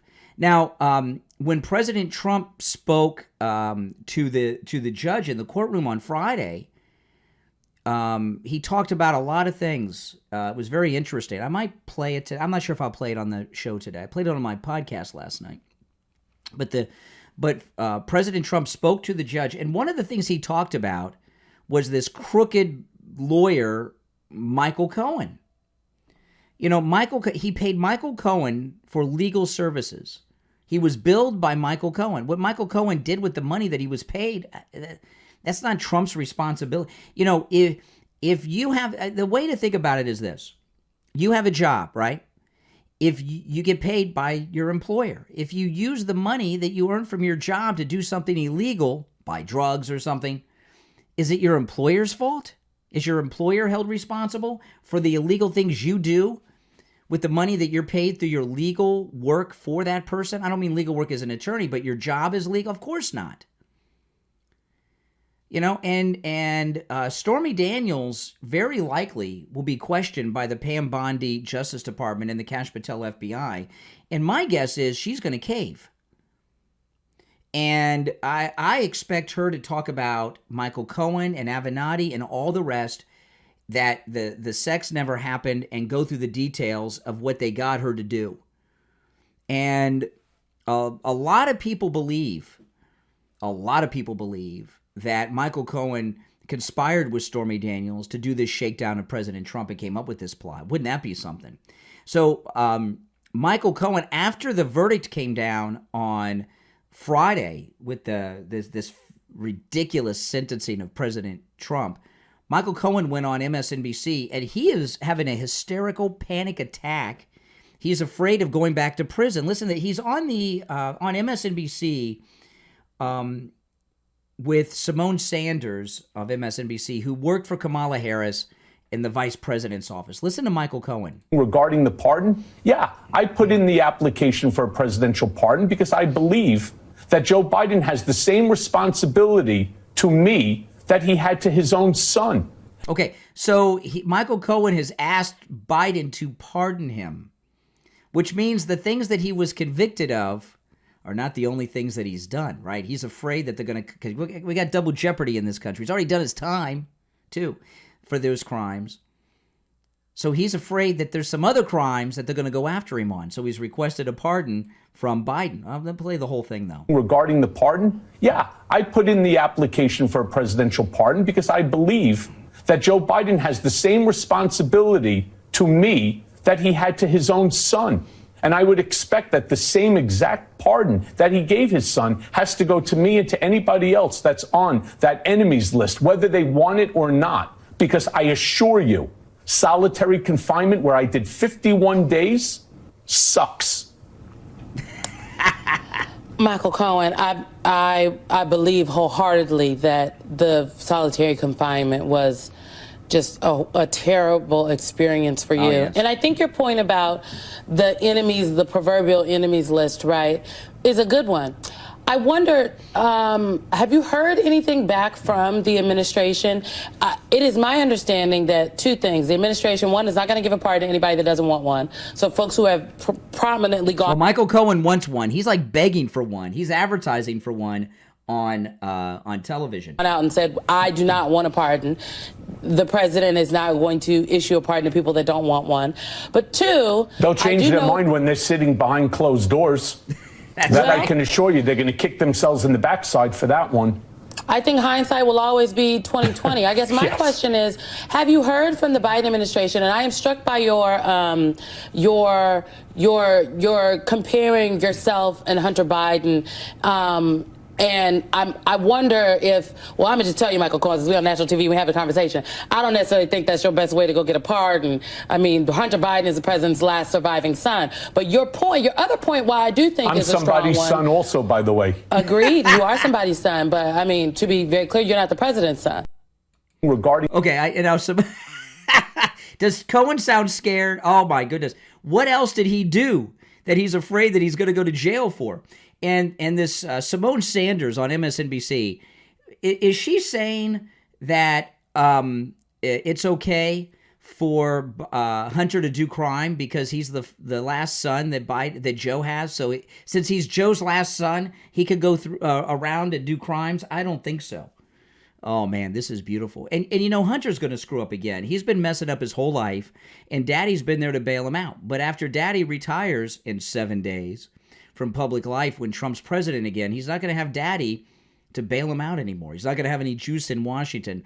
Hunter will screw up again. So, you know, people that are upset about the Hunter Biden pardon, guy that's been screwing up like that his whole life is most definitely going to do it again. Now, I want to talk about Dr. Appleton and his laser away pain treatment. You know, Dr. Appleton has rid me of pain 7 times. What would I be like if we never met Dr. Appleton? Oh, my goodness. I would be suffering so much right now. I would be miserable. I don't know what I'd be doing, but I know I wouldn't be feeling good. I'd be suffering big time. I've had injuries in both of my shoulders, one shoulder twice that he's rid me of pain in, my knee pain, my arthritis pain. I mean, he's just changed my life. I hate to think about what I'd be feeling like right now if it were not for Dr. Appleton ridding me of pain 7 times.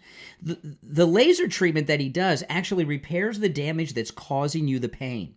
So Dr. Appleton, he isolates where the pain is coming from, and he treats that part of your body with the laser. He repairs the damage. That's why it doesn't return. You know, with the laser treatment, there's no drugs, which are terrible to do anyway. They just mask the pain, right? So you're doing things with that part of the body you shouldn't do because you're not feeling it. You could be making the problem worse.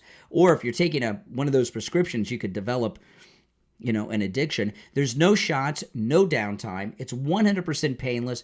And the best part is it works, the laser treatment. Works on every type of pain I've ever heard of. Stenosis, neck pain, tennis elbow, tinnitus, strains and sprains, sciatica, muscular contraction, lumbar pain, hip pain, knee pain, bursitis, arthritis, bronchial neuralgia.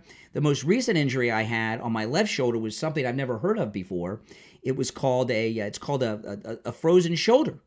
A frozen shoulder. He treated me for that. I am pain-free. This is amazing. Give him a call. Remember, appointments are not necessary, and walk-ins are welcome, even on Saturdays, okay? Here's Dr. Appleton's number. Give him a call and say bye-bye to your pain. Oh, by the way, it's a no-charge consultation, and if you have x-rays and MRIs and stuff, bring them with you. He'll look at them for you. 954-973-0710. 954-973-0710. And online, AppletonCairo.com. We'll be right back.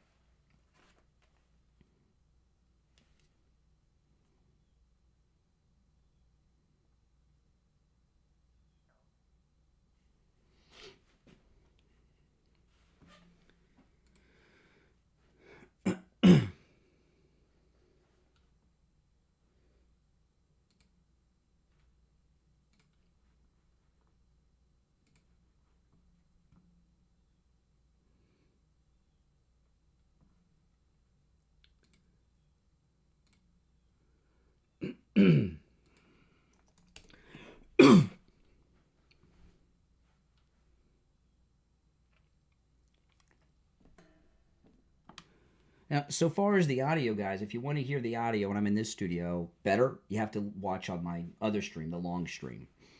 If you're just wondering. Tomorrow I'll be at the radio station.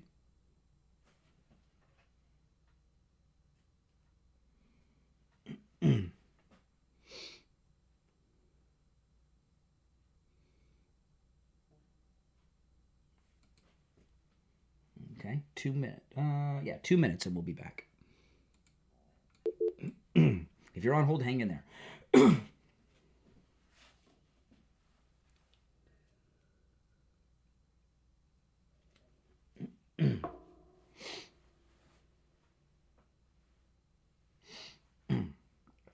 The show is flying by. He's so desperate for a pardon. He's really he's like rude to Biden about it. Yeah, if you want to hear the clips, you got to better on this stream here. You got to watch the other stream. You'll hear them perfectly there. When I'm in this studio, when I'm at the radio station, it's a little different.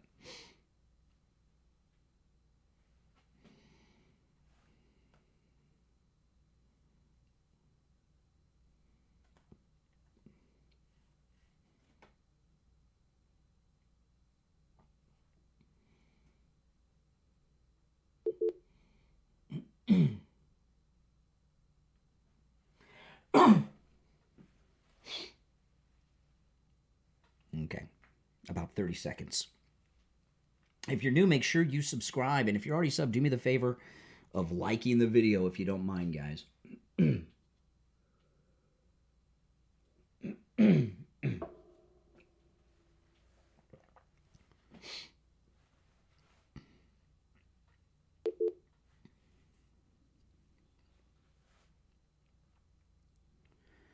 Welcome back, everyone. I'm Brian Craig. You're listening to The Steve Kane Show, Florida's longest-running radio show on the radio since 1977. Of course, 1 week from today, 7 days, 4 hours, and 12 minutes from now, President Trump will become the 47th President of the United States.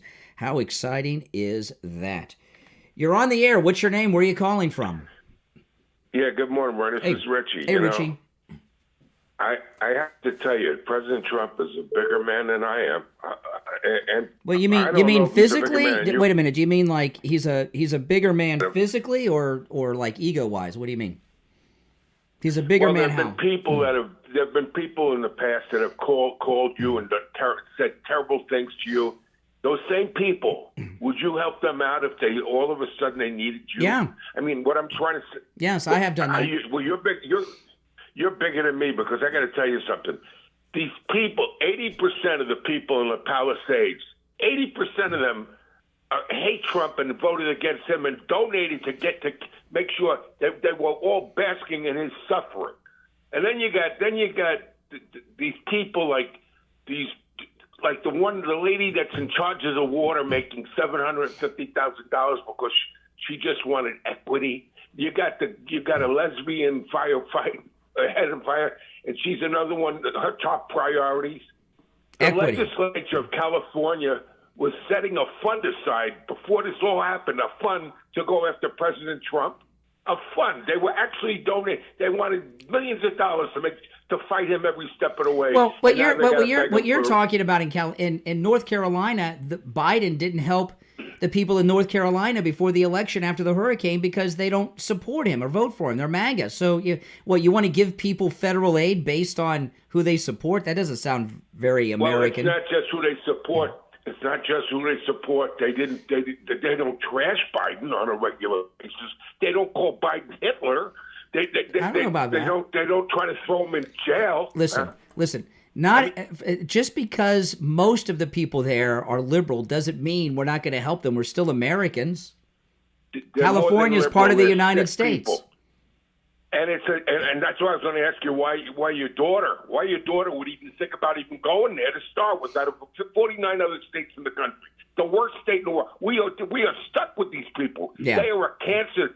That whole state is a cancer. In this country. Not as many people. Obviously, it's majority liberal in California, no doubt about it. But there's a lot of conservatives, a lot of MAGA in California. A lot of them just have not taken part in the process out there because they figure it's a waste of time. It's also not just a waste of time. If they opened up their mouth, they were blackballed. This is like a communist. They were even talking about breaking away from the United States. But what are you suggesting though? So you don't want to give federal aid to Malibu because they're Democrats? I'll tell you what I want to do if I was President Trump. before I shell out unlimited amounts of money because to just throw the money out there. I want to go know where the hell, what happened, what is the real cause? Why was there no water and the lady was being paid? Because they didn't. The reason there was no water in the reservoir to give water pressure is so that the fires would burn the place down. I think it's a real estate scam. I think that they want to blow too many rich people. But these aren't political. These aren't the political people. These are celebrities, and a lot of them are washed up has-been celebrities that bought the houses like 30 years ago. I give you an example. Like there was Steve Guttenberg was there helping. When's the last time Steve Guttenberg made a movie anybody saw? Right? You know, this isn't Nancy Pelosi's neighborhood. Well, I got to tell you something. That whole state to me is a cancer to this country. Yeah. And I understand you got to help people. But I'm thinking about homeless, okay? I cannot compare somebody that had a $15 million mansion all of a sudden the next day, because I'm sure they still have stocks, money in the bank. They don't have to worry about. Don't be so sure. Out the street. I was talking about Steve Goop. I saw another has-been celebrity, Ricky Lake. Remember Ricky Lake? Yeah, the woman that used to be a talk show host. She had a talk show in TV. the 90s. She hasn't been on TV or anything like in 30 years almost. Ricky Lake may not have the money to rebuild her house. Steve Guttenberg hasn't made a big movie in like 30 years. You think he was on Dancing with the Stars like 10 years ago. These people bought the houses in their heyday. They don't have the money to rebuild. They're going to sell to the developers. Hold on.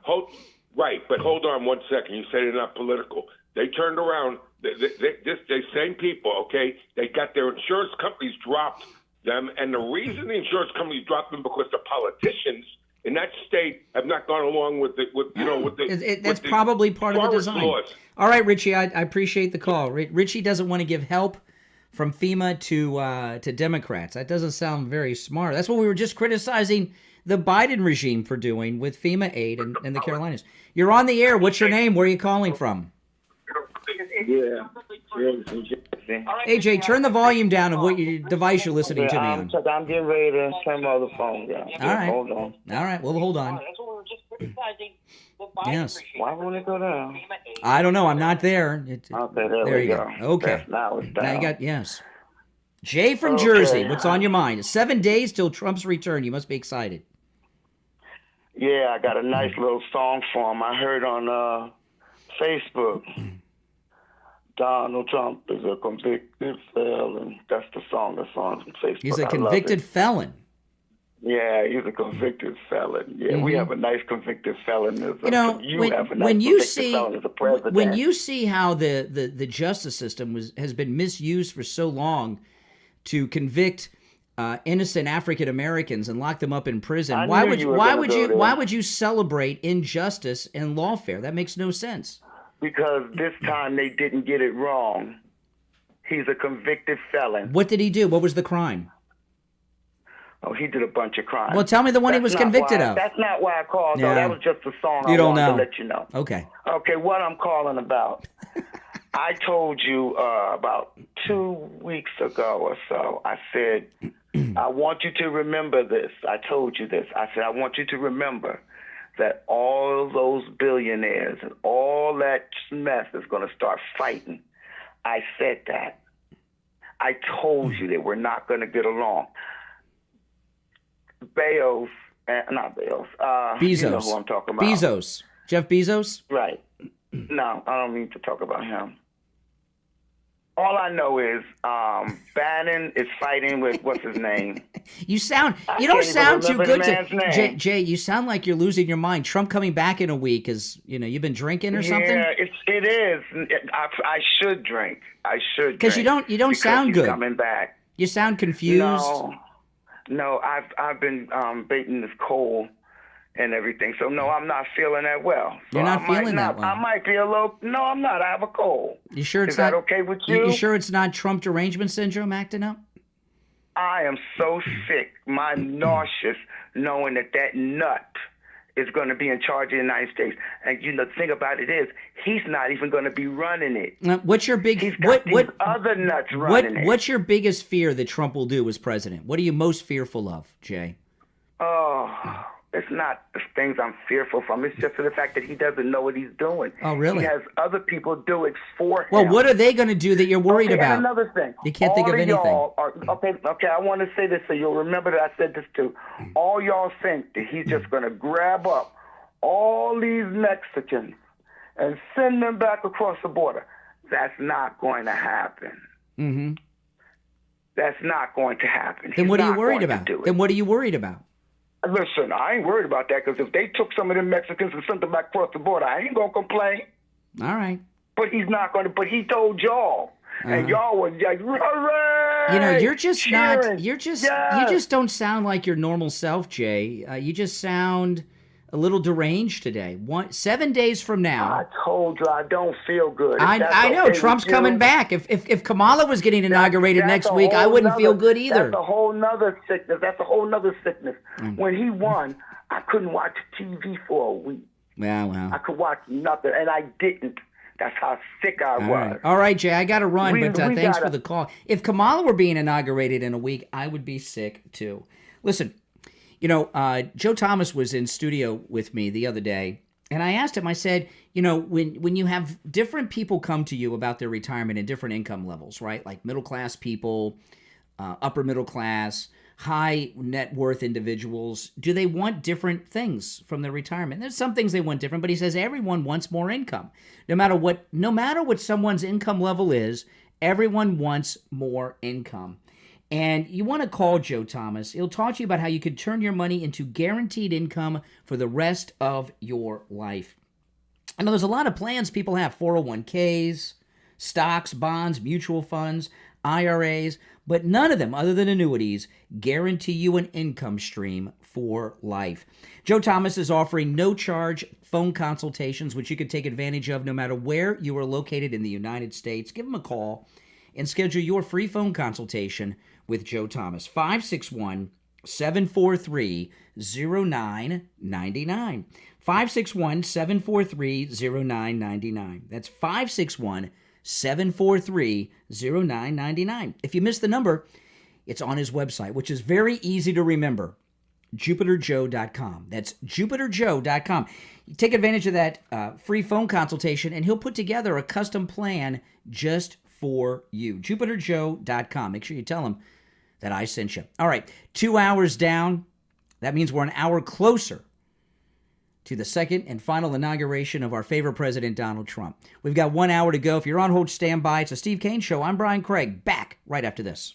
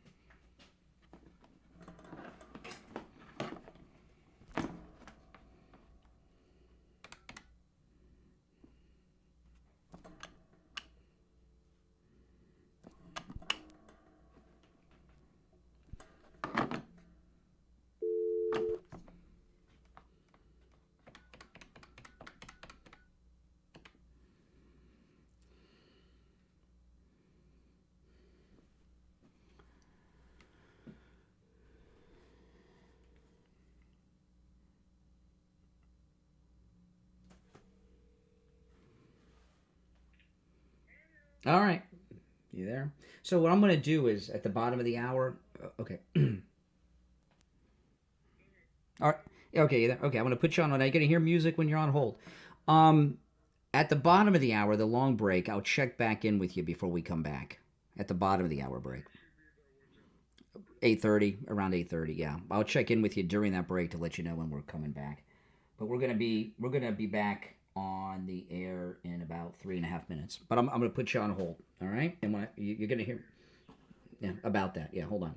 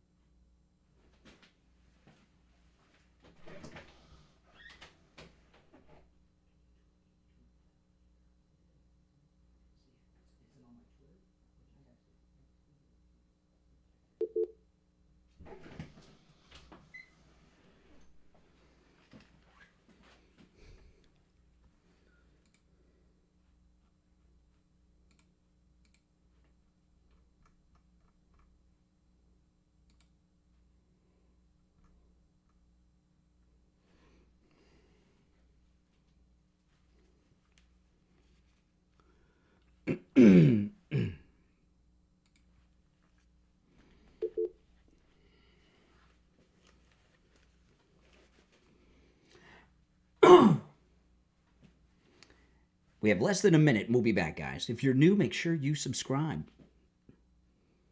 And if you're already sub, please like the video. 30 seconds. The show has been flying by.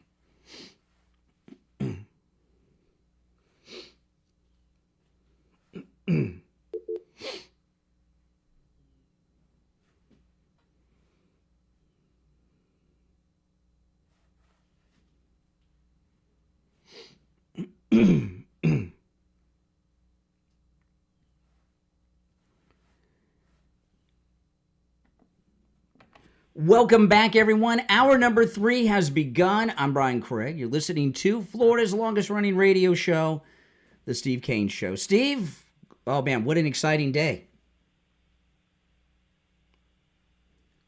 Steve, welcome. Oh, boy. I got you. I can't hear. Hey, of course you can hear. I got you. It's a vague... Well, in the background. That's it. You got it. Anyway, we got you. Today's an exciting... Tell me about this. Who are these people that are attacking Donald and his picks? Steve Bannon. That's number one. Steve Bannon. He's on the right, correct? Steve Bannon? Yeah, he used to work for Trump. Remember Trump fired him in the first term? Yeah, he's about to get fired again, I have a feeling. Fired from... You know, these people are just absolutely unbelievable. They're so stupid. They don't understand that Trump is the source of everything here. And they're second. One thing I've learned early on in this thing is never to second guess Donald Trump. I did early on one or two issues, and I always came out with egg on my face. Yeah. The man knows what he's doing. Sit back, relax, let him run things. Well, you know, there's when it comes to Bannon, I was talking about this earlier, there's some other people, too, that are attacking J.D. Vance today, right? But the thing with... Are they all on the right? They're all, yeah, but some of them are probably, you know, Republican establishment or, you know, fake MAGA. This has been going on for, Brian, this has been going on for decades and decades.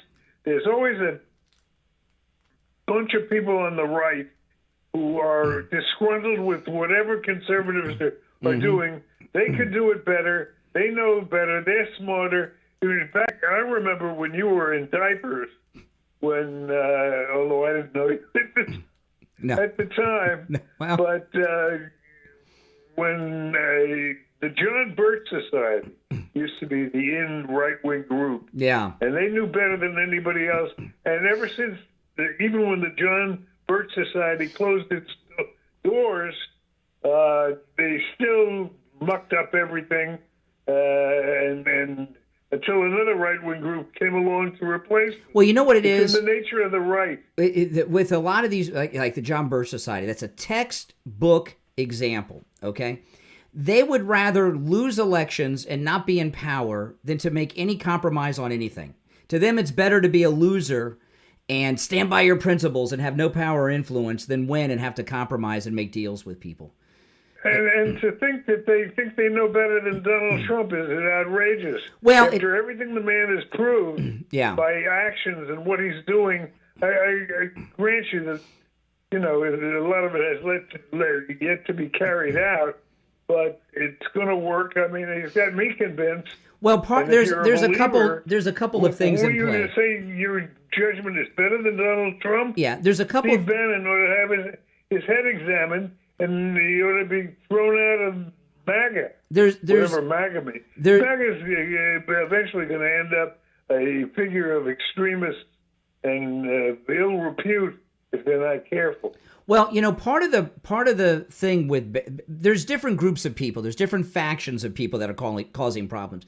In Bannon's instance, it's a little different than some of the others. Okay, in Bannon's criticism, Bannon gave an interview in Italian. Can you believe this? He gave an interview in Italian to an Italian newspaper last week, and it just leaked over the weekend in Breitbart. And what Bannon said is he is vowing to take Elon Musk down before Inauguration Day. And I know, can you imagine? And what my guess with Bannon is he's out of the loop. He's not on the inside, and he's jealous. It's just petty jealousy. And he's stupid, and he's arrogant. And he ought to take a hike. And this thing about Joe Pine used to say. And this thing about him going to prison for he did not go to prison for Trump. Bannon chose to go to prison. He was served that subpoena, and he didn't show up. He could have showed up for the subpoena and taken the fifth or did whatever he was going to do. But I think Bannon wanted to martyr himself and go to prison, okay? He was grandstanding. Exactly. It gave him a page in a history book. He wanted to be a martyr. He wanted to have significance. So he went to prison for Trump. He did not go to prison for Trump. He went to prison for himself. Okay, now again, I've always liked Bannon. But if you remember, Trump fired him because he was causing divisions with Jared Kushner in the first term. That's why he fired him. Like he didn't learn from the experience. Well, I guess he figures, a lot of people feel they're owed, right? And since he did a little bit of jail time because he didn't show up for that congressional subpoena, I guess he figures he's owed, and he's not getting what he's owed in his mind. I guess he thought he'd be back at the White House, and he's not. And it's really sad. I hope he gets over it and gets back on board. But what he's, and the other thing, too, about Elon Musk, I don't see any reason to criticize Elon Musk.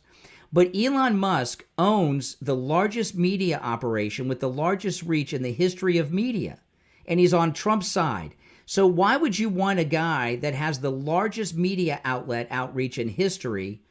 Why would you want Trump to alienate him by firing him? The question is because in Bannon's case, his ego is distorting his vision. That's right. He's got himself confused with somebody that's smarter than Trump. Yeah, that's right. That's right. And I know there's some people like Zuckerberg from Facebook who's been sucking up to Trump a lot lately, and he's been in Mar-a-Lago a whole bunch of times. I don't like that guy from Facebook, but some of these guys like Zuckerberg are useful idiots to Trump. Here's the thing, Steve. Trump is at the peak of his power right now, right? 7 days from now, we're going to watch him be inaugurated at Wings Plus on Sample Road. He's going to be president again. What happens in the midterms is that we control everything now, right? We'll have the White House, both houses of Congress, and the court. In 2 years, we could lose the Congress. And historically, that's what happens in the midterms, right? So President Trump has 2 years to get everything done because the midterms are an unknown. We don't have time for this criticizing who he brings in or being critical of him at all. We got to go along with whatever. He knows more about everything than any of us are going to know combined. Yeah. Well, Bannon is a disgrace. I'd like to see you wash your hands of him completely. That very well could happen if he doesn't back off. Listen, who's going to win in a fight for Trump's attention? The richest man in the world, who has the largest media outlet ever created, Elon Musk, or Steve Bannon? Right. Sloppy Steve Bannon. It's outrageous. Mm-hmm. It's absolutely outrageous. Mm-hmm. It is. It is outrageous. But I'll tell you this, 7 days from today, 7 days, 3 hours and 50 minutes from now, President Trump's going to be sworn into his second term, and you and I are going to be sitting at a table eating wings at Wings Plus on Sample Road in Coral Springs. I cannot wait for that. Oh, man. And garlic, what is it, my garlic, honey, what is the ones we get with the garlic? The garlic wings. What is it? The garlic wings. Those are the ones with the garlic. Yes. I'm going to get the lemon pepper because at the last inauguration, that's when I ate your basket of lemon pepper wings. Lemon pepper is great too. So everything is great at Wings Plus. So since there's going to be a lot of camaraderie and a lot of people, not like Steve Bannon, but people who really respect Trump and who appreciate what he's done and who don't consider their intellect to be superior to the boss. Yeah, now I'm going to get 2 baskets of wings. I'm going to get, because I like everything on the menu, but I'm going to get 2 baskets of wings. I'm going to get a basket of lemon pepper and a basket of the medium hot. And that's going to be my lunch. And, of course, another basket of fries and a cold beer, right? And we're going to be sitting there watching the inauguration. You were all invited. This is the Sample Road location of Wings Plus, okay? There's 2 Wings Pluses in Coral Springs. We are going to be at the Sample Road location. The inauguration is next noon. Monday? It's a week from today. That's right. Next Monday, a week from today, at high noon is the inauguration. Steve and I will both be there early. We'll probably be there when they first open, probably get there around 11. But you are all invited. Wings Plus is located about 1 mile west of University Drive on the south side of Sample. Now, if you get there and you have a little difficulty finding parking, it's a big parking lot, and there's also a parking lot across the street, okay? So there's plenty of parking. Don't worry. You'll find parking. It's going to be a great time. Join Steve Kane and me. You are all invited. And Again, also, this is a busy time of year for Wings Plus, especially the football playoffs. Great, incredible dishes to your buffet or your football watching party, whatever you're doing. Just order before the game starts, and you can pick them up at halftime. They'll be all ready for you. You won't even have to wait. It won't take any time. That's the way to go with all your great sports events at Wings Plus. They got a great selection of televisions and great pictures, and hopefully the Buffalo Bills will go all the way. well, we know that Trump's going to go all the way as we watch him sworn in a week from today at noon. You're all invited. Again, Wings Plus, about 1 mile west of University on the south side of Sample Road in Coral Springs. All right, I'm going to put you on hold, Steve. We're going to take our first break of the final hour of this program and be right back.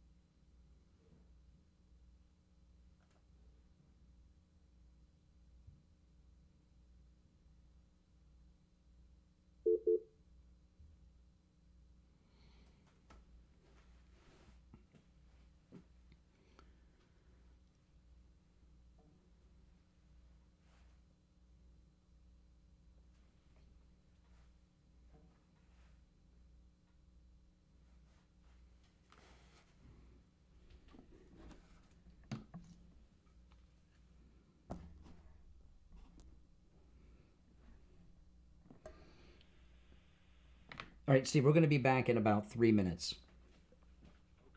Actually, 2.5 minutes. All right, hold on.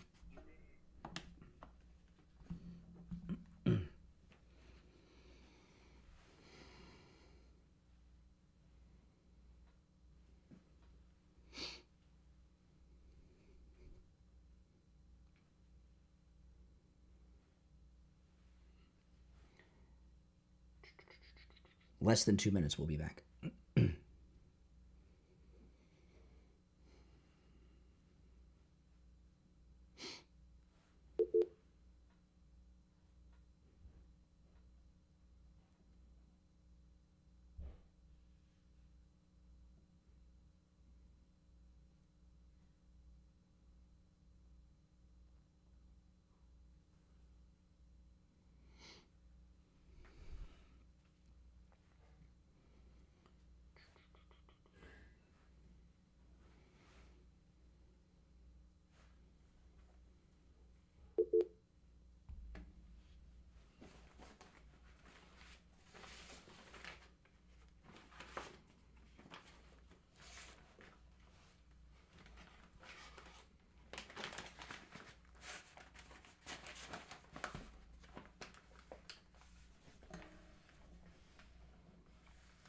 $50 seconds.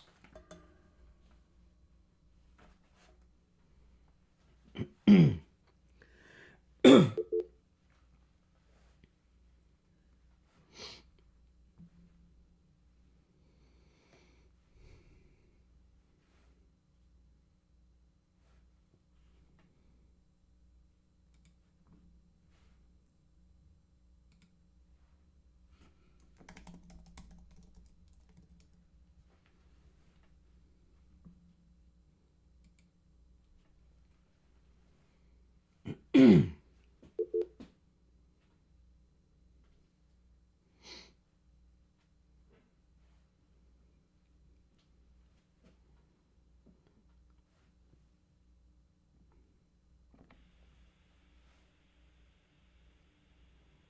right, welcome back, everyone. I'm Brian Craig. Steve Kane is here. You back with us, Steve?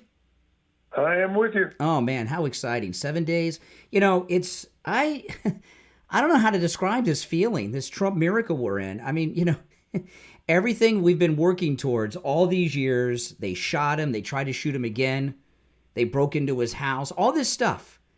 And now here we are. 7 days from now, we're back. It's amazing. It's absolutely amazing.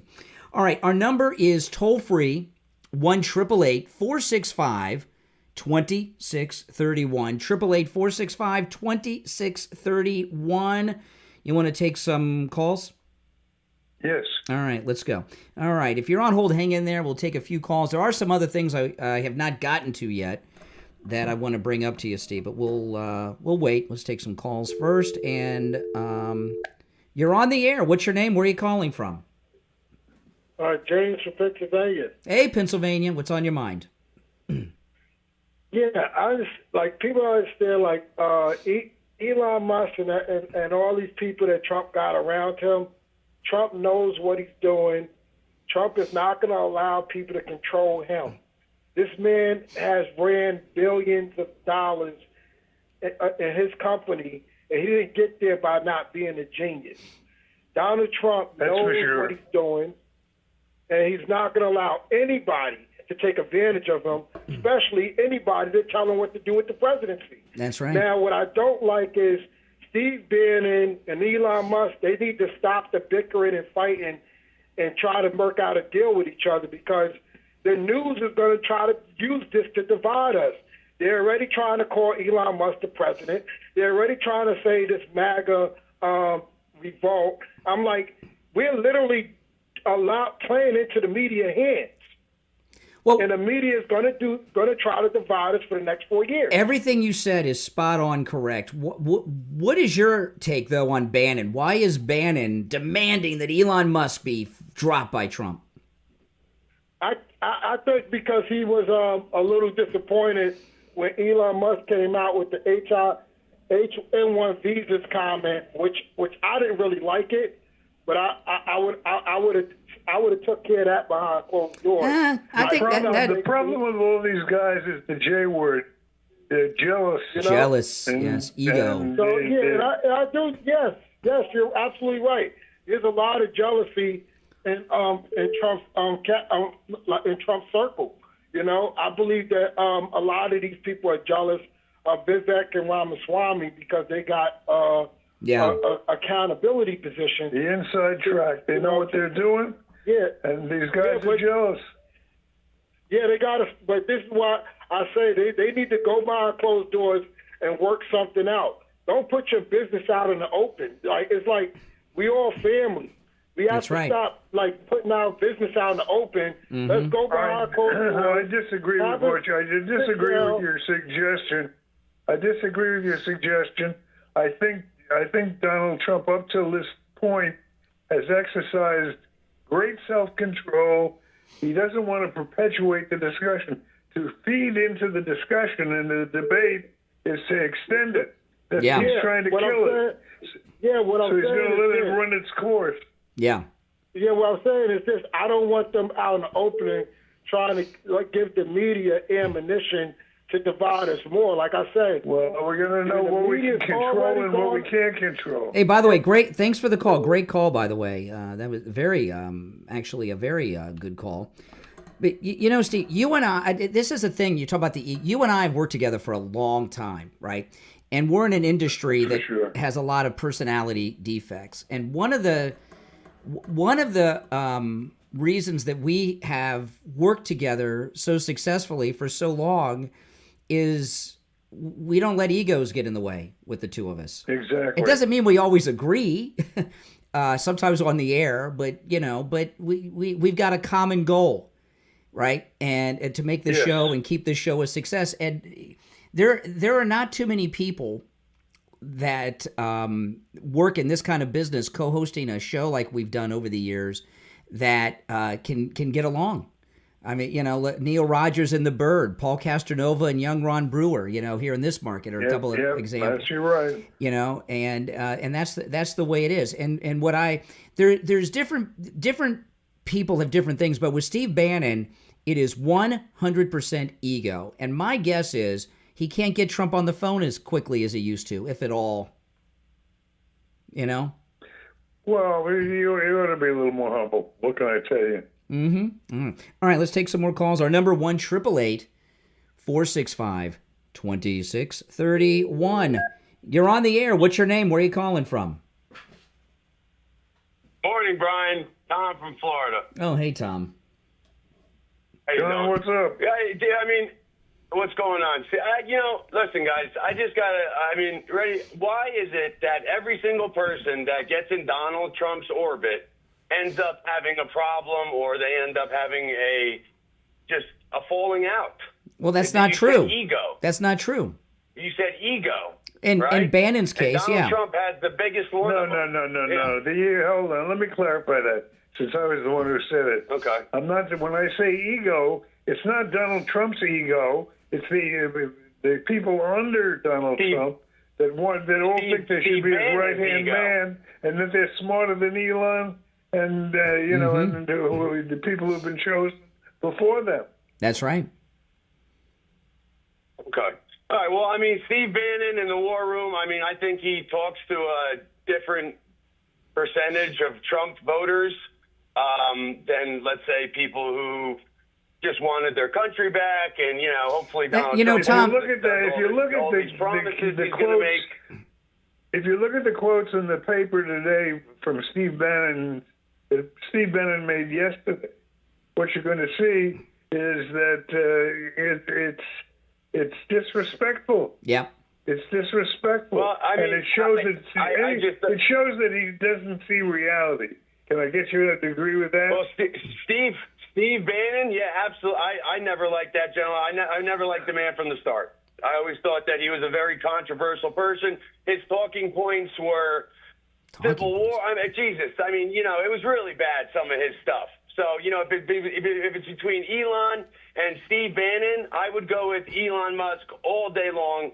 He's a smarter guy. He's got more common sense, and he's not a fear-mongering, wow. You're coming around, Tom. You're coming around, Tom. You're going to be MAGA. Well, Steve Bannon. Hey! I'm not eating red pills for breakfast yet, there, Brian. Okay. Listen, I'm just saying, Steve Bannon is just always in my mind been a problem for Trump, because he is just representing that small percentage of Trump voters that Americans don't like. Well, Tom, you're invited to Wings Plus next week too, Am I? Okay. Of course. Thank you, Brian. No, you're welcome. Swing by. Okay, cool. You'll tell us what you think. Yeah. I'd love to shake Brian's hand. He'd be like, "Up, you're Tom," and then we both have a smile. I think that would be fun. Yeah, you can meet us. I'd love to. No, you're invited. No, I'm serious. We love all of our listeners except Liberal Al. Liberal Al, we don't love him. I appreciate you. Yeah. All right. Liberal take care. Al, I know. I heard it on the commercial. Listen, you guys have a great day. All right. Thank you. Take care. Well, see, we're winning over Tom, Steve. Maybe he'll be at Wings Plus, the Sample Road location. Oh, guess what? Mike Lindell has something brand new, Steve. What's that? Well, this is really awesome. Mike Lindell, he always is wearing a cross on the outside of his shirt. Yes. He is. You can now buy that cross is now available. It's called the MyCross at MyPillow.com. He has a version for men and women, and they're sold separately, not as a set. So if you want just one, you can get it. And with our promo code Kane at checkout, you can get the same cross Mike Lindell wears for $40 off and free shipping. With our promo code Kane at checkout, Kane at MyPillow.com.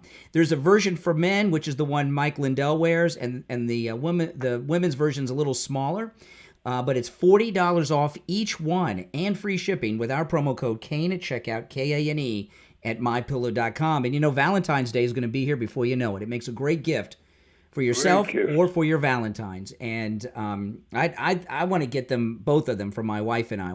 We'll have matching MyCrosses. It's $40 off of each one and free shipping with our promo code Kane, K-A-N-E. The Mike Lindell MyCross is right there on the front page at mypillow.com. You can't miss it.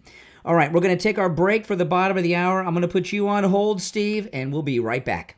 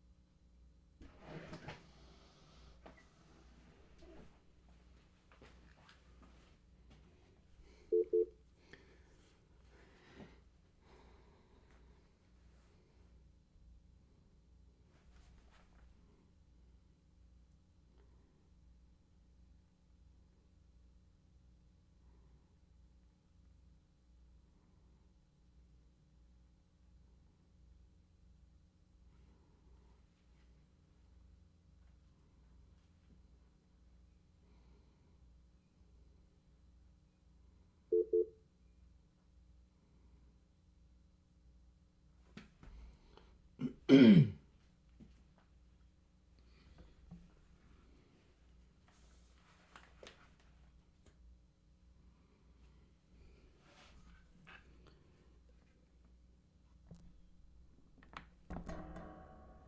right, we're going to be back in 4 minutes. I'd like 34 after we come back. So, you know, like 3.5. All right, hold on.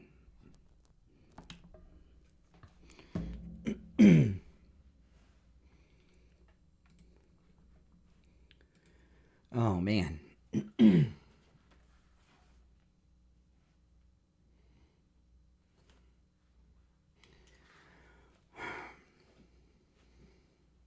Welcome. If you're new, this is where Maga comes to talk. We're in our bottom of the hour break on the radio. I've got a couple things. Tom, you guys think Tom has gotten red-pilled?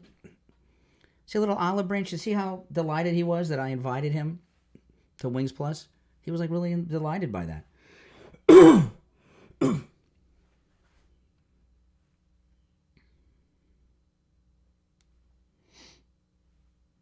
Yeah. 7 days before the golden age of America. That's right. Mm-hmm. 7 days till the golden age.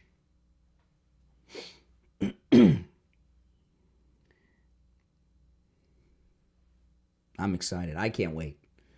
This is as good as it gets.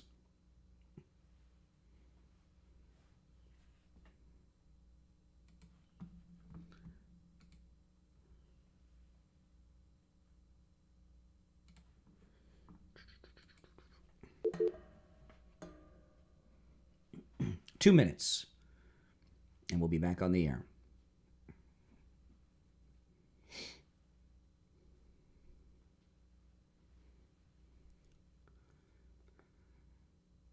This background, if you're wondering, that's the Steve Kane website. The SteveKaneShow.com website. SteveKaneShow.com.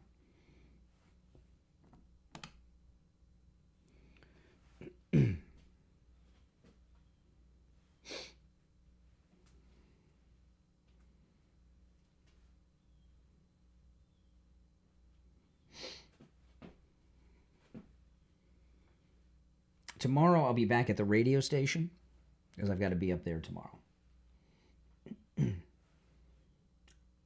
About 1 minute and we'll be back.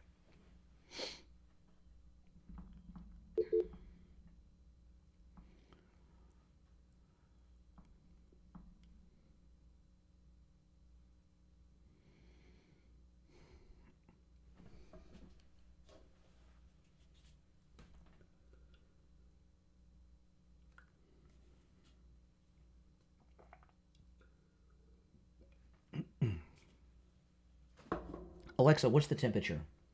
Right now, it's 62 degrees Fahrenheit. That's warmed up. Today, expect a high of 83 degrees. 30 seconds.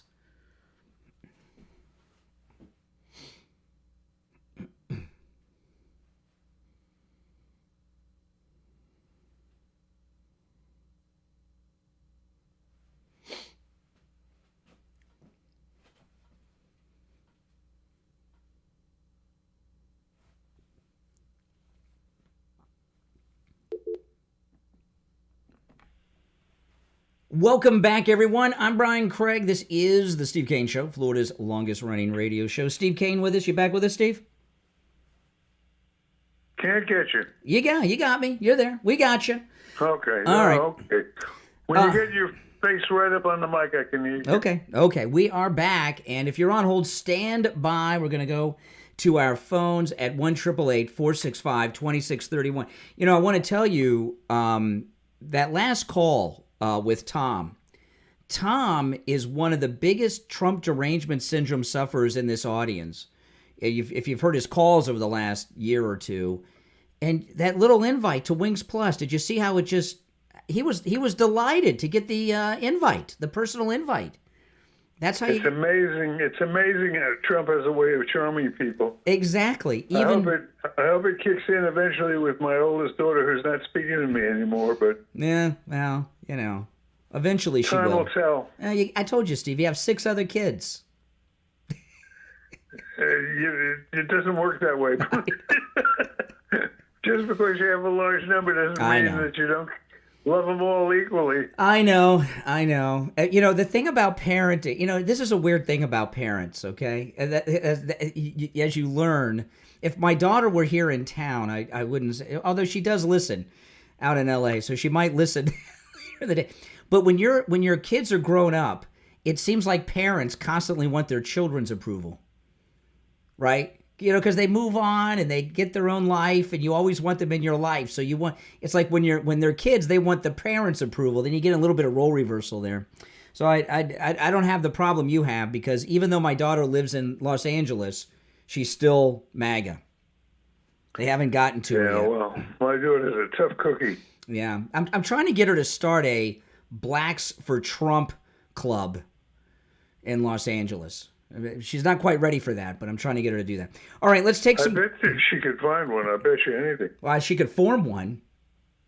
She could certainly form one. All right, well, let's take some of these calls. We've had. Let me tell you, the calls today have been out of this world good. It's been this way the last week, but the calls today, we've had some really top tier quality callers to the program today and the last week or so. So as we're getting closer to the return of Trump to the White House, I guess the best is coming out of people. All right, let's go to the phones. You're on the air. What's your name? Where are you calling from? Brian from Deerfield. Hey, Brian. What's up? Hey, Brian. Hi, Steve. How are you today? It's very interesting. I'm doing great, Steve. This is a great week for all of us. It really is, and a long time in coming. It's interesting how a seasoned political combatant like Steve Bannon, and his timing on this, it's got to be ego derangement syndrome. Yeah. If he thinks he's got leverage on Donald Trump, he doesn't, and he doesn't have leverage on Elon Musk. I don't know what he's thinking. I mean, he's just it must be ego personified. He's not going to get leverage on either one of these two guys. Excuse me, with the flu, there are different strains of the flu. Well, it's that way with Trump derangement syndrome. There are different strains. That seems to hang around a lot longer, though, unfortunately. And it does. It can. In my daughter's case, it looks like it's going to be forever. But Oh, my gosh. each strain has its own particular symptoms. But you know what, Steve? Well, Hold on. You know what happened with Elon Musk, Steve? It wasn't just when Trump got shot in Butler. That was part of it. But there was a bigger Elon Musk has a history of being a Democrat, a liberal. Yes. He's got a lot of kids with different women. I mean, he's the richest guy in the world. Can he be? Come on, can he be with one woman? I mean, but evidently not. one of his sons transitioned. And he got conned into going along with it. And it had a terrible impact on him. And he said his son is dead. His son's gone forever. And he transitions from what to what? From boy to girl. You mean the operation full? I'm not sure how far. He said his son's gone forever. He said his son's dead. He's got a daughter now, and that was. Well, I don't approve of that. No, he doesn't. Elon doesn't either. And he's it's had a very. No, I mean I don't approve of it. I would never. Oh, so the son left him? No. No, what he means is he doesn't mean his child's dead to him. He means his son is gone because he now has a daughter. And he doesn't mean it like cutting him off. English is not his first language, So he uses phrases inappropriately sometimes. I don't know but his son getting transitioned through all this transgender stuff was what really red-pilled him to be MAGA. Yeah. Well, they're always trying to take these two guys down, and it just doesn't work because they're too sharp for them. Do you remember a couple months back when I love Greg Kelly. I think he's fantastic. When he kind of went a little bit too much opposing the Pete Hegseth nomination for Secretary of Defense. Yeah. Yes. You have to know how to do this in a good way. I mean, Steve Bannon should have just given Trump a call and say, "Listen, I got problems with this. Can we have a conversation about this?" You don't have to bring it out to the friggin' media, and you don't have to do it during pre-inauguration week, which is a wonderful and happy week for us. His timing, and I just don't know. I think it's got to be ego. It's got to be ego. I think Steve, it's ego with Bannon, but there's also a wing of people that there's still these DeSantis, Nikki Haley, Republican establishment people out there too. Yeah. That are fake MAGA, that are pretending. And I got to tell you, Steve Bannon's he has a history of being a good guy. But, Glenn Beck destroyed his career, and he's never fully recovered from being a never-Trumper in the first campaign. Yeah. And I know he's pro-Trump now, but he has never recovered from that. And remember, he had that big event at the National Mall? He couldn't pull that off today. And Steve Bannon is doing some long-term damage to himself. Tremendous damage. Tremendous, and this won't be forgotten just for the timing of when he's doing this. Do you think we might hear from other so-called MAGA people, Republicans? Well, I was talking at the top of the show. I was talking about these other guys, the Hodge twins. The Hodge twins are two black twins. Yeah, they're two black MAGA conservatives, and they were trashing. Yeah, they got a show online, and they were trashing J.D. Vance yesterday. Wow. And then I find out that they were in the primaries were backing DeSantis, right? So, this is not the time. Trump has 2 years before the midterms to get everything done. This is not the time to undermine him. Yeah, it was a great point, Brian, because people think, he's got 4 years and he can just cruise through. No. Maybe. He's got 24 months, that's it. He could have 4 years. Get the job done early. If we hold on to the Congress, which is unlikely in the midterms, it's always unlikely to hold on to, then he's got 4 years. I don't agree with you on that. It is unlikely, historically speaking, but I don't think that's going to apply this time. He's going to go into this midterm with, it appears, because it looks like he's won them over, the Democrats. Yeah. It looks like we're going to have a good midterm. Yeah. No, but you can't count on that. So Trump's got to operate like we're going to lose the midterms and get as much done in the first 2 years as possible, just in case, is what I mean. We could gain in the House in the midterms and the Senate, but it's an unknown.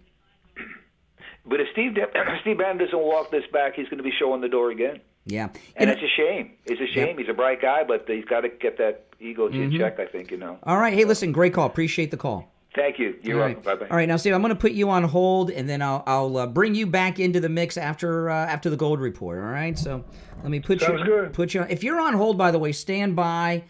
We're going to take our last break of this Monday before Trump's second and final inauguration. We're very excited. We'll be right back.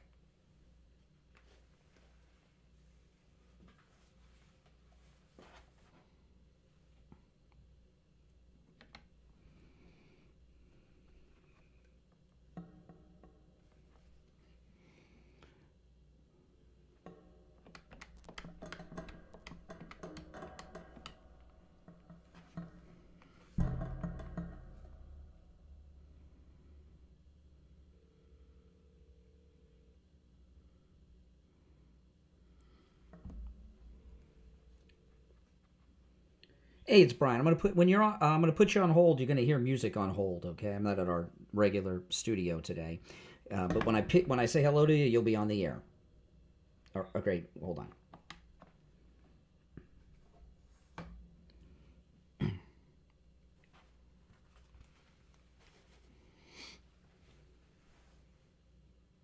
See, you guys are getting the behind the scenes. We'll be back in 90 seconds.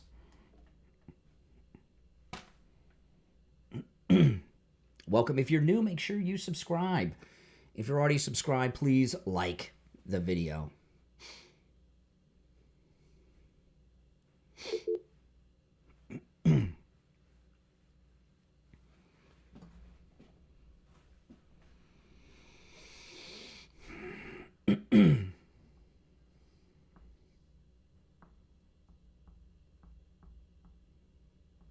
The show has flown by. We have 1 minute.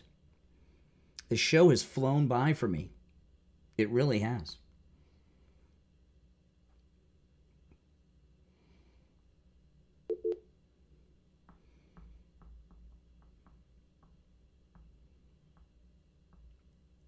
"45 seconds.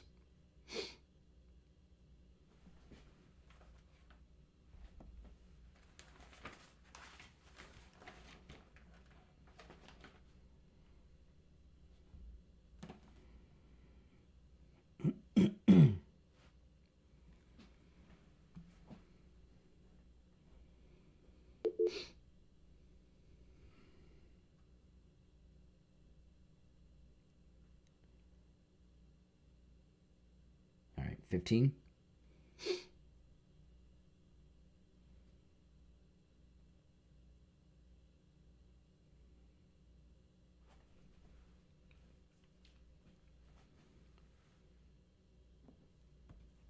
Welcome back. I'm Brian. You're listening to The Steve Kane Show. It's time to check in with William Youngerman from the offices of William Youngerman Incorporated with our first look at gold and the other precious metals for the week. William Youngerman, how the metals starting off?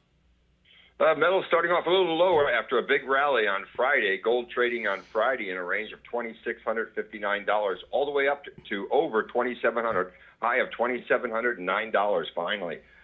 Closing out the week at up $19.50 on Friday at $2,690.30 the ounce. Silver was up 27 cents, closing out the week at $30.36. Platinum was up $3 at $9.60, and palladium closed up $17 at $931. Overnight, we've seen gold trading in a range of $2,661 on the low to $2,696 on the high, just under that $2,700 area, which has been kind of a lid on gold right now, although last week we did get over $2,700 momentarily. Right now, gold at $2,663 the ounce. That's down $27.30, giving us a little buying opportunity today. We'll see how long it lasts. Silver down 77 cents at $29.60 the ounce. Platinum down $4 at $9.56. And palladium down $23 at $908 the ounce. And that's pretty much where we're starting off this week. Wow, sounds good. Let me ask you, in fractional gold coins, because they don't just come in half ounces, they come in half ounce, quarter ounce, and 1/10 of an ounce. In those fractional gold coins, are there any particular ones that you recommend?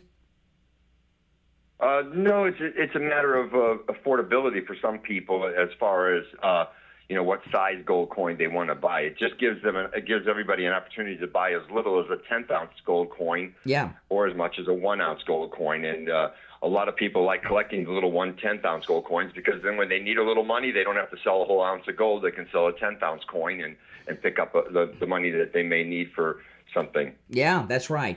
All right, well, listen, William Youngerman opens up at 10 a.m. Stop in. His address is 150 East Palmetto Park Road in Boca, on the first floor of the Bank of America building, just east of US 1 Federal Highway on the south side of Palmetto Park Road. You can give him a call toll-free, 1-800-327-5010, 1-800-327-5010, and you can find both his address and phone number on his website, williamyoungerman.com. All right, William Youngerman, we'll talk tomorrow. Okay, have a great day. Thank you. All right, and we are back, and Steve Kane back with us. I am here. All right, very exciting. Oh, man, Steve, you missed the gold. Oh, great deals on the What metals. happened? Great deals on the gold today, man. Oh, really? Yeah, I was telling you the other day about the pre-33 gold. Next time you go into William Youngerman's, have him show you some of the pre-33 gold. Today's a good day for that? Today's a good day, yeah. Little, but who knows how long it's going to last, so you might want to call over there and lock in your price. All right, I wanted to, before we go back to the phones, the fires that the DEI people have messed up in Los Angeles. Gavin Newsom, I've been suggesting that this is a big real estate scam, right? To clear out some expensive real estate. Listen to this. Governor Gavin Newsom has just made an announcement, Steve, a plan to rebuild Los Angeles. He's calling it LA 2.0, and it's a Marshall Plan-inspired initiative. And they've already got the plan drawn up and printed up to look at. Now, the Marshall Plan, for those that don't know, that's when we went and rebuilt Europe after World War II, and it was all bombed out. So, it looks like Newsom is involved in this scam out there. If they've already got the plan the fires haven't even been put out yet, and they got the plan out to rebuild. This is what's called making the best of a bad situation. Or being a con man that has. I think he's finished. I think he's finished politically. Steve, they're not going to forgive him for this. I'm going to recommend something, and a lot of you out there are going to think I'm nuts. Okay. And I got this recommendation from Jack Posobiec. He said, watch Chinatown with Jack Nicholson. He said, what Chinatown is about what's going on right now in L.A. Now, I watched Chinatown over the weekend. I've never seen it before. It's a Roman Polanski movie. I'm sure you've seen Jack Nicholson. Jack Nicholson, Faye Dunaway, John Huston is in it. And Roman Polanski, before he fled to Europe, he directed it and has a cameo in it. Chinatown, you should watch it. It is. You know what it's about? Do you remember? I've seen the movie. It's so long I can't even recollect it. It's about how the wealthy and the politicians Chinatown takes place in Los Angeles before the Second World War. It's before the war, and it's about the scam that's with the water. Of Los Angeles with the water reservoir. Really? It's all about in the beginning. Some spoilers for this movie that was released in 1974. So spoiler alert, 51-year-old movie spoiler. There's a man murdered in the beginning of the movie, and Jack Nicholson's a private investigator. He's investigating the murder. It's Faye Dunaway's husband. He runs the water management district in Los Angeles, and it's all about how they manipulate the water in Los Angeles to buy up real estate real cheap and make their money go up. And that's exactly what's going on now. If you rewatch Chinatown with that in mind, with what's going on in L.A., you'll see that what's happening in L.A. is what is portrayed in Chinatown from '74. And you know what? I just may do that. It's a great movie. I'd never seen it before. I loved it. I've seen it a couple times, and as I remember, it dragged. I would think so, but with the breaking news that's going on in L.A. Well, that makes it interesting. But I did break my boycott of Roman Polanski because I don't like Roman Polanski. He's a creep. you know. But he did direct it. All right, let's. Before we go back to the phones, I want to tell everybody about Lighthouse Medical, Steve, because this is, this isn't as much of a commercial as it is a public service announcement. Because it's a very good point. You know, people that are suffering from, you used to have all these neuropathy symptoms, Steve. The numbness, the pain, the burning, the tingling in the hands and feet, the dizziness, the no feeling at all, the feeling of pins and needles in the hands and feet, no feeling at all. And if you're suffering from it's painful, right? It's horrible. The numbness is pain. It makes it difficult to walk. People with neuropathy fall a lot because of that. Mm-hmm. When you can't feel your feet, it makes it difficult to walk. And also, the pain, as you point out, can be excruciating. It comes and goes, and the symptoms are just terrible. But I tell you, that no matter how, I've been to a whole bunch of doctors and in search of something to get rid of these god-awful symptoms, and no one had been successful until you found the Lighthouse Medical. I found them. Yeah. Yeah. You were in too much pain to find the men's room. I mean, exactly right. And I imagine because of the dizziness and everything, I bet you people die because of neuropathy. They fall and hit their heads. I mean, it's got to be deadly.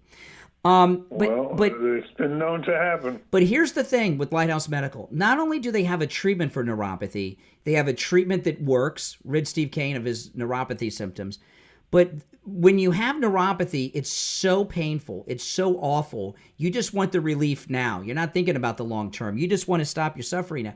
And what we found out is not only do they have a treatment for neuropathy that works at Lighthouse Medical, it's a treatment that lasts. You had your neuropathy treatment over 2.5 years ago now, and it has not returned. So it's a treatment that works and it lasts. So give Lighthouse Medical a call. Make sure you mention you heard about them on the Steve Kane Show so you can take advantage of their no-charge consultation. 754-222-6642. 754-222-6642. And their website is lighthousemedicalcenter.com. lighthousemedicalcenter.com. All right, you want to go back to the phones? Sure. All right, let's go. All right, let's see here. All right. I don't want to suggest, excuse me. Yeah. I don't want to suggest that anybody profiteer from this horrible disaster that we had over the weekend, but the Los Angeles Rams are playing a game tonight in the playoffs. Home team. And these are athletes who probably 3/4 of them have multi-million-dollar homes that have been in the fire. And I have a strange feeling they're going to have many things other than football on their name when they hit the field. On their mind? They're going to be distracted. Plus, you get 2.5 points. Oh, my goodness. When you tell them Steve sent you. To the bookies? The bookies. Oh, my goodness. All right. You're on the air, caller. What's your name? Where are you calling from?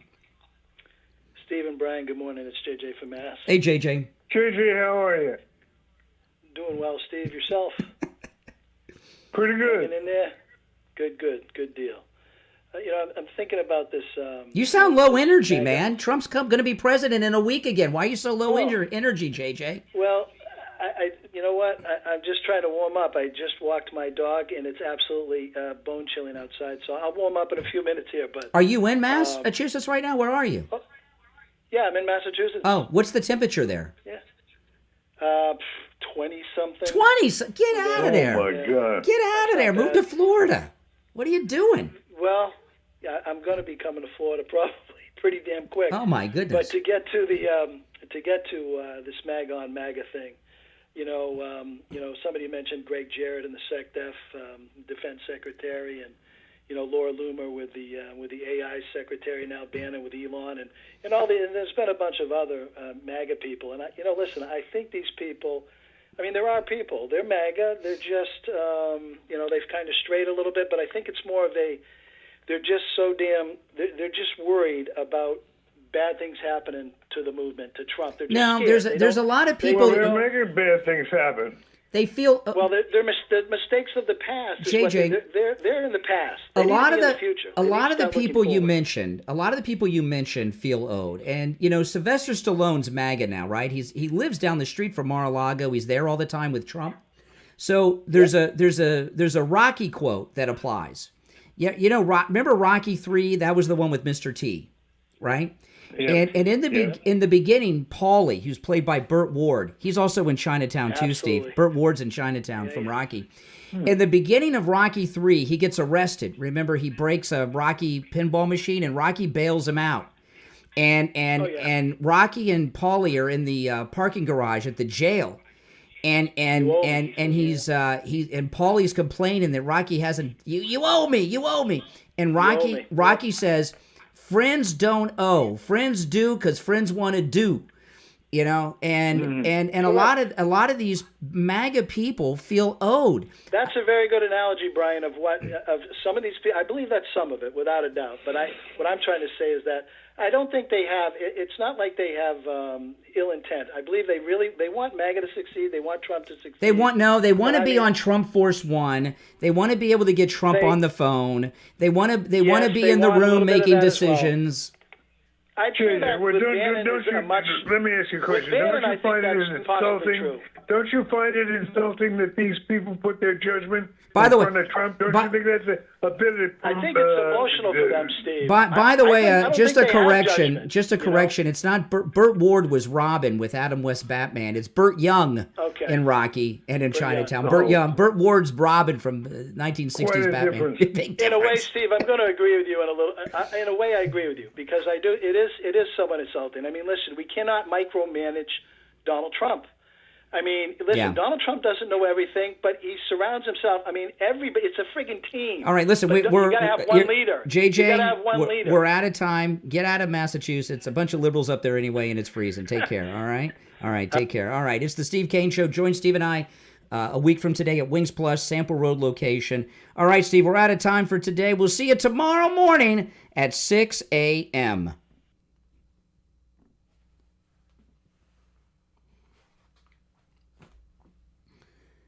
All right, everyone. Thanks for watching. If you're new, make sure you subscribe, all right? Now, tomorrow, I am going to be at the regular studio at the radio station. So I was just here for today. So I'll be up there 1 or 2 days a week, here a couple days a week. There's no set schedule. But today, everything went pretty smooth today.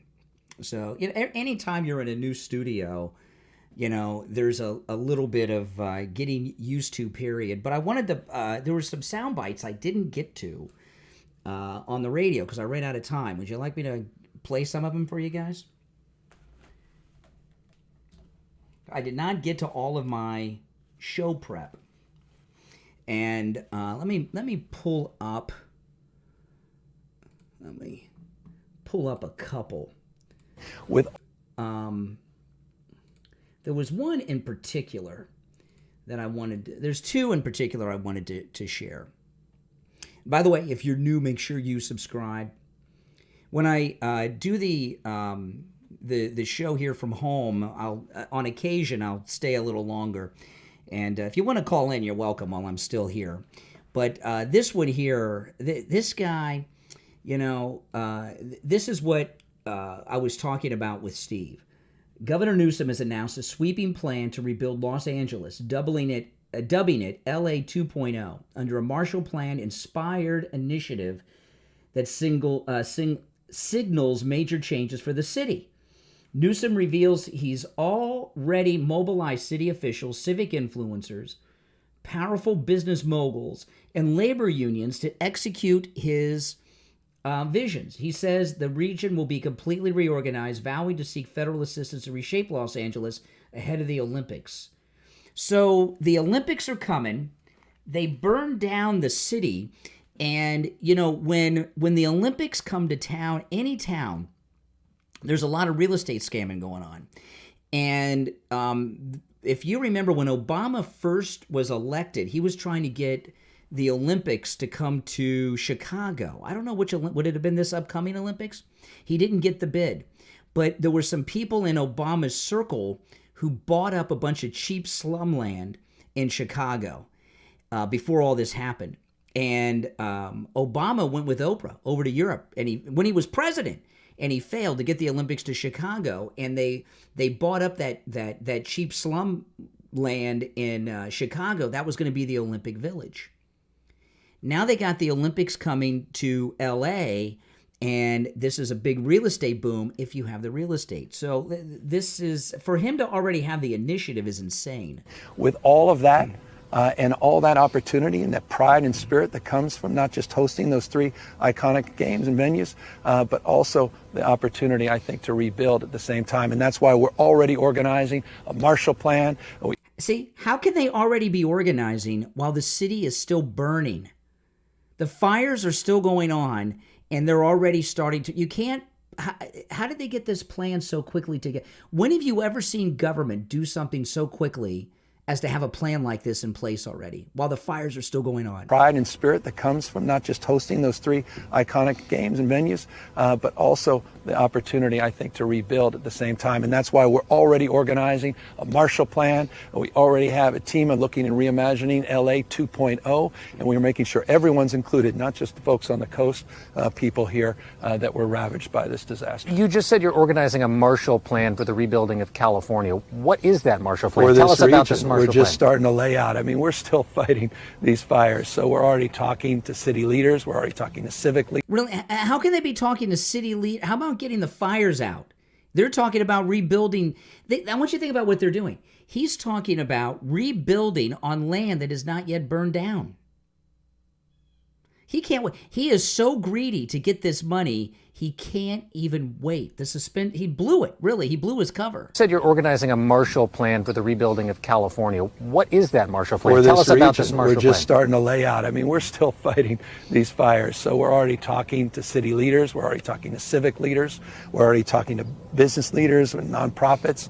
We're talking to labor leaders. We're starting to organize how we can put together a collection of individuals on philanthropy for recovery, how we can organize the region, how we can make sure that we are seeking federal assistance for the Olympics more broadly, but also federal assistance for the recovery efforts, and how we can galvanize the community with folks that love this community to really develop a mindset so that at scale we're dealing with the scope of this tragedy and responding to it at scale with efficiency like the executive order I talked about, time value of delivering projects, addressing building codes, addressing permitting issues, and moving forward to rebuilding and being more resilient.